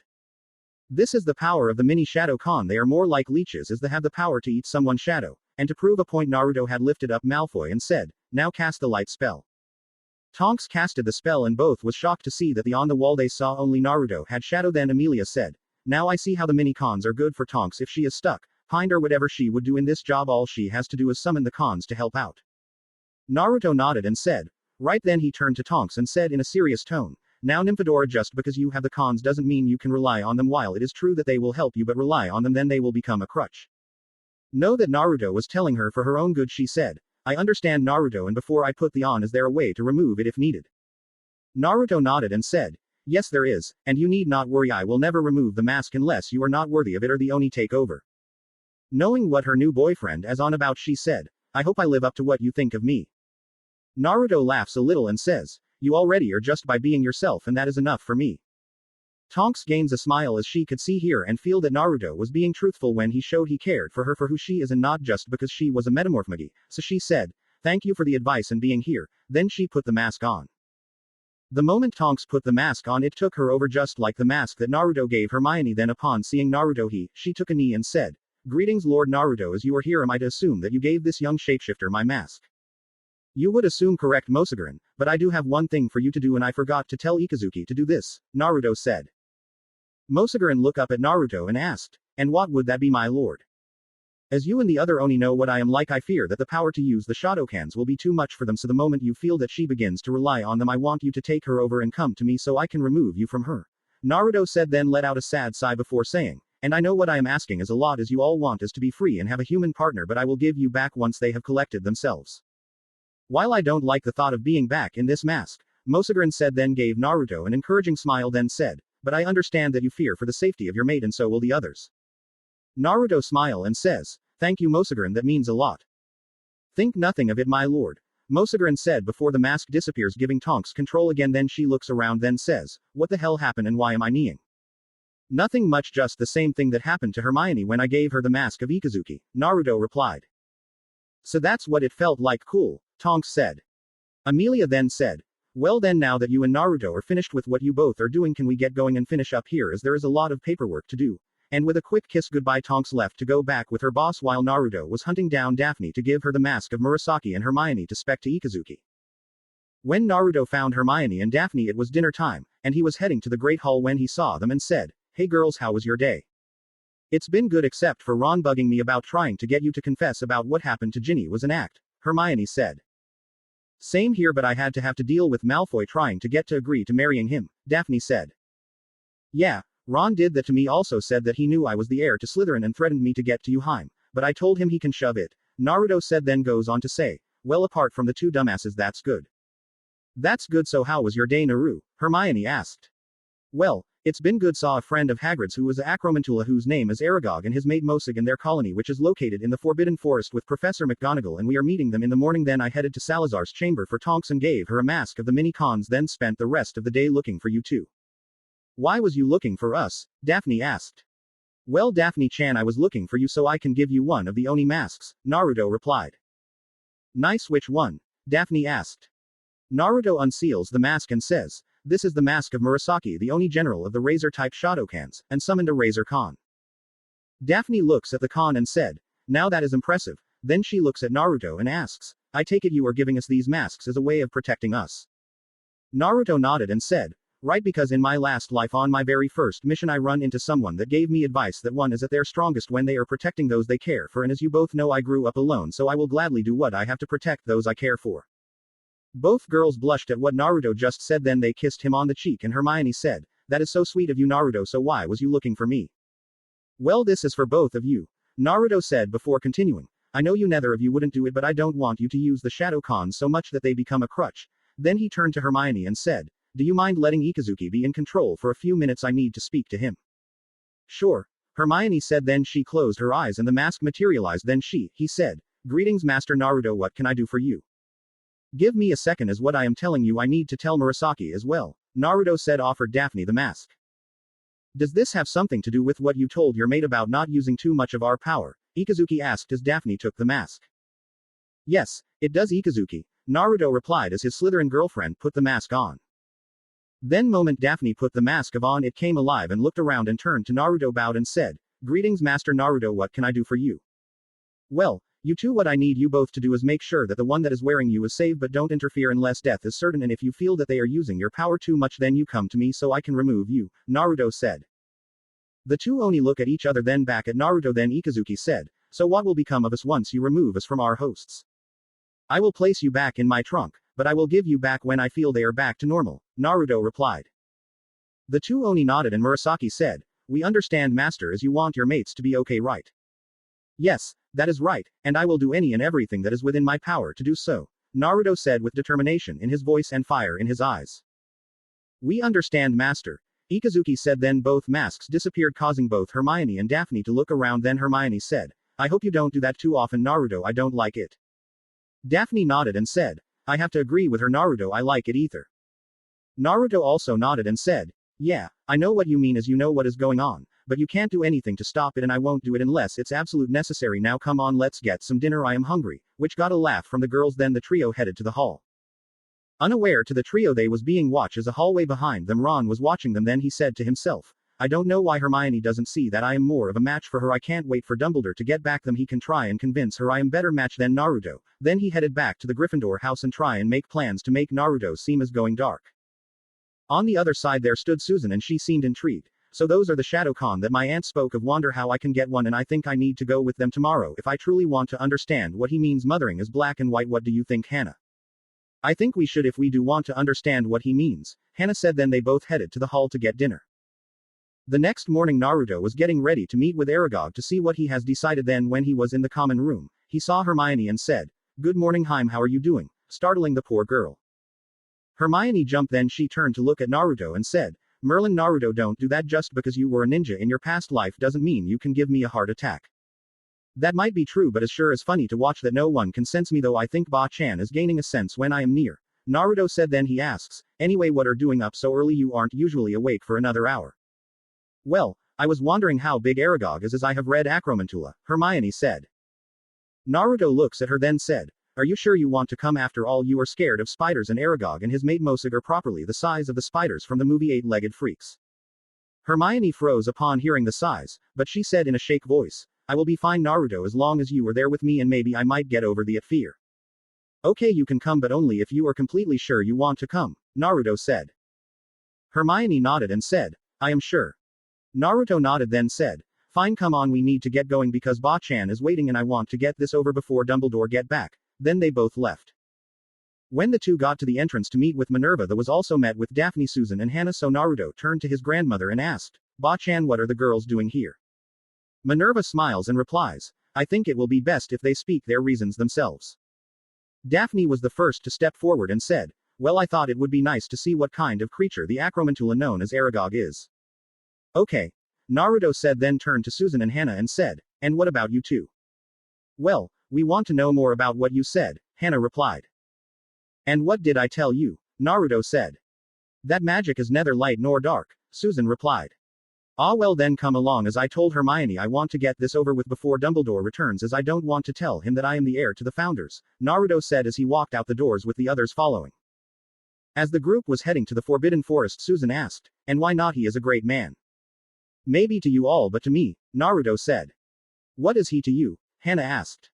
To name a few, a manipulative bastard that likes the power that he has that comes from being the guardian of me. Then there is the fact that he likes to meddle in my life when he has no authority to do so, and lastly he left me with relatives that hated any and everything to do with this world, well, until recently for my aunt. Also there is the fact that he has left an innocent man in Azkaban for the past 11 years, Naruto said. Knowing what was about to be asked next, Minerva quickly said, now there is no need to bring your godfather into this, Naruto, as I know you are doing all you can to get him free. Then she quickly said, knowing that her grandson can get him out with other type of ways, well, ways that is within the law. Wonder who his godfather is. I will ask Aunt Amelia in a few days, Susan thought. When the group got to the Forbidden Forest, Naruto turned to the girls and says, okay girls, this is the last chance to back out, as Ba-chan can verify the Forbidden Forest is a dangerous place, and if you are brave enough to come, then I am the only one that can protect you, and if not, then I will not think differently if you are too scared to come, as I only need Ba-chan to come with me as she is acting head professor. The girls looked at each other and Hermione said, well, me and Daphne are coming with you as we want to know what you have to do for the school, as you are the heir and future lord to Hogwarts, and as your future wives we might have to take your place for a couple of things. Daphne nodded and said, she is right about that. And as I said, I want to know why you think that magic is neither light or dark, Susan said. Yeah, and where Susan goes, I go, Hannah said. Naruto nodded then said, right, let's get going. Then just as they were about to go into the forest, he spotted something heading towards them. Then he said, hey, what's that coming this way? When it was close enough, Daphne said, it's Tracy. What is she doing coming here? As Tracy was coming closer, Naruto had a thought as he realized something, so he turns to Daphne and says, maybe she wants to spend some time with you as you have been with me since you found out that it is I that you are engaged to. Daphne then gained a look of shock as she realized that Naruto might be right. Then she said, you're right Naruto, now I feel like a bad friend to her. I am sure deep down she understands as you are getting to know your fiancé, but she is mad at the moment as you seem to have forgotten about her in the process, Naruto said. I have a lot to making up, just hope she will forgive me, Daphne said. And I have an apology to make, Naruto said. Then he remembered something that Ragnarok told him when he asked if there was a house restoration law. When Tracy got up to them, she opened her mouth to say something, but Daphne beat her to do it by saying, Tracy, I am sorry I have forgotten you since I found out that it was Naruto I was engaged to. Forgive me. Tracy nodded then said, there is nothing to forgive, as I am sure that I would have done the same thing if I was in your position, but it doesn't hurt less. Naruto then stepped forward and said, I must apologize as I didn't see it sooner, and as a way to say I am sorry. Tracy looks at the blonde and says with narrowed eyes, and what would that, Potter? I might have a way to protect you from unwanted marriage contracts and for you to be with Daphne, Naruto replied. Tracy gives Naruto her full attention and says, you have my attention, Potter, so make sure this better be worth it. Before I answer, I need to get a meeting I want to get to before the actual headmaster gets back, Naruto said, and when Tracy nods they headed into the Forbidden Forest. Then Naruto, now as for the offer, how about you become one of my concubines, Tracy? Everyone looks at Naruto, confusion on their face then, and asks, what are you on about? Well, not many people know this as I asked the goblins, as I am the heir to a few houses that have thought to be extinct, so I asked if there was something similar to what was back in my original world about clans, Naruto. What law would that be? Hermione said. Well, When a clan was on the verge of extinction, the daimyo came up with a way to prevent it. If the last member is a male, then he gets to have a harem, and if it's a female, then she can go into hiding to make sure that no village can use her as a breeding station, Naruto said. And is there a similar law in this world? Susan asked. Naruto nodded and said, there is. If there is one member left of an ancient house, then they can have a concubine. I see. So what house would I be a concubine to? Tracy asked. Whichever I house give Daphne, Naruto said. And I take you haven't decided on which house you giving us, Daphne asked. Actually, I have already decided, Naruto replied. So, what house will I be the lady of then? Daphne asked. Naruto shows his fox-like smile and says, why would I tell you that when I want to see the look on your face when I propose to you, Hana-chan? Making her pout. Then he see Hermione open her mouth and quickly says, the same goes for you as well, Haim-chan. Getting her a pout as well. Then he says, you both are cute when you pout, which got them both to blush. And you are fine with giving me something like this, Tracy said. Sure, I was planning to let my girls choose concubine for me, and I have a feeling that Daphne was going to choose you, Naruto said. Got that right, though it's a shame that I don't know what house I will be the lady of, Daphne said. Daphne, can I ask you for a favor? Hermione asked while being ashamed of something. Sure, what is it? Daphne said. Can you help me be a lady? Hermione asked. Is that what you are ashamed of, Hermione? Daphne asked, and when Hermione nodded, she was hugged by all the heiresses, and Daphne said, there is no need to be ashamed, Hermione. You grew up in the muggle world as you and I will basically be harem sisters. We need to look out for each other after our man, as they are the top two things that we should worry about. She is right about that, Hermione, Tracy said. Then she turns to Naruto and asked, so what does a concubine do? As I doubt they would make that rule just so that the males can legally have a mistress. Right in one, Tracy. They didn't. Basically what a concubine is basically a substitute just in case the actual lady is incapable of going and will be referred to Mrs. and not lady, Naruto said. Then he sees the look on all but his grandmother's face. Minerva took that moment to speak up by saying, what he means, girls, is let's say that Naruto gets Daphne gets pregnant hopefully when you both finish school, and there is a meeting on the day she has an hospital appointment. Then Tracy will go to the meeting instead, but the concubine ring will have a special charm that is linked to the lady's ring that will prevent her from getting pregnant before the lady does. Oh, said all the girls in the groups except for Daphne, as both her and Naruto was blushing thanks to that pregnant comment. Then Naruto sees where they are. Then he gains a serious look as the blush go. Then he says, we are on the side Aragog's territory, so stay close. Then they walk in. The moment the group go to the center, they heard, Naruto, is that you? It is Aragog. I have come here to hear what you have decided for your colony, Naruto said. Aragog came view, causing the teen girls to freeze up in fear. Then the giant spider said, me and my mate have decided to become the new guardians of Hogwarts School of Witchcraft and Wizardry, as Hagrid see this place as home, and so do I, and it is nice to protect your home. That's good to hear, though you will have to listen to Tagurihime and Sylvally well when it come to protecting the school, and now, they will leave your colony alone now, as I am sure they are happy to know they have help protecting the school, Naruto said. I understand, and I will do what I have to protect my family, Aragog said. Naruto nods then says, that's good, now that is all, we shall take our leave. As everyone was about to turn around, Mosag began to come out, causing the group to stand still, and when she was out, she said, Naruto, mind if you clarify something for me? Sure, Mosag. What is it? Naruto said. I know you said that magic and creatures at the core aren't light or dark. What I want to know is what brought that kind of thinking, Mosag said, asked. I think it's better to show you for you to truly understand why I think that way, Naruto said as the tiger talisman appeared in his eyes and he began to glow.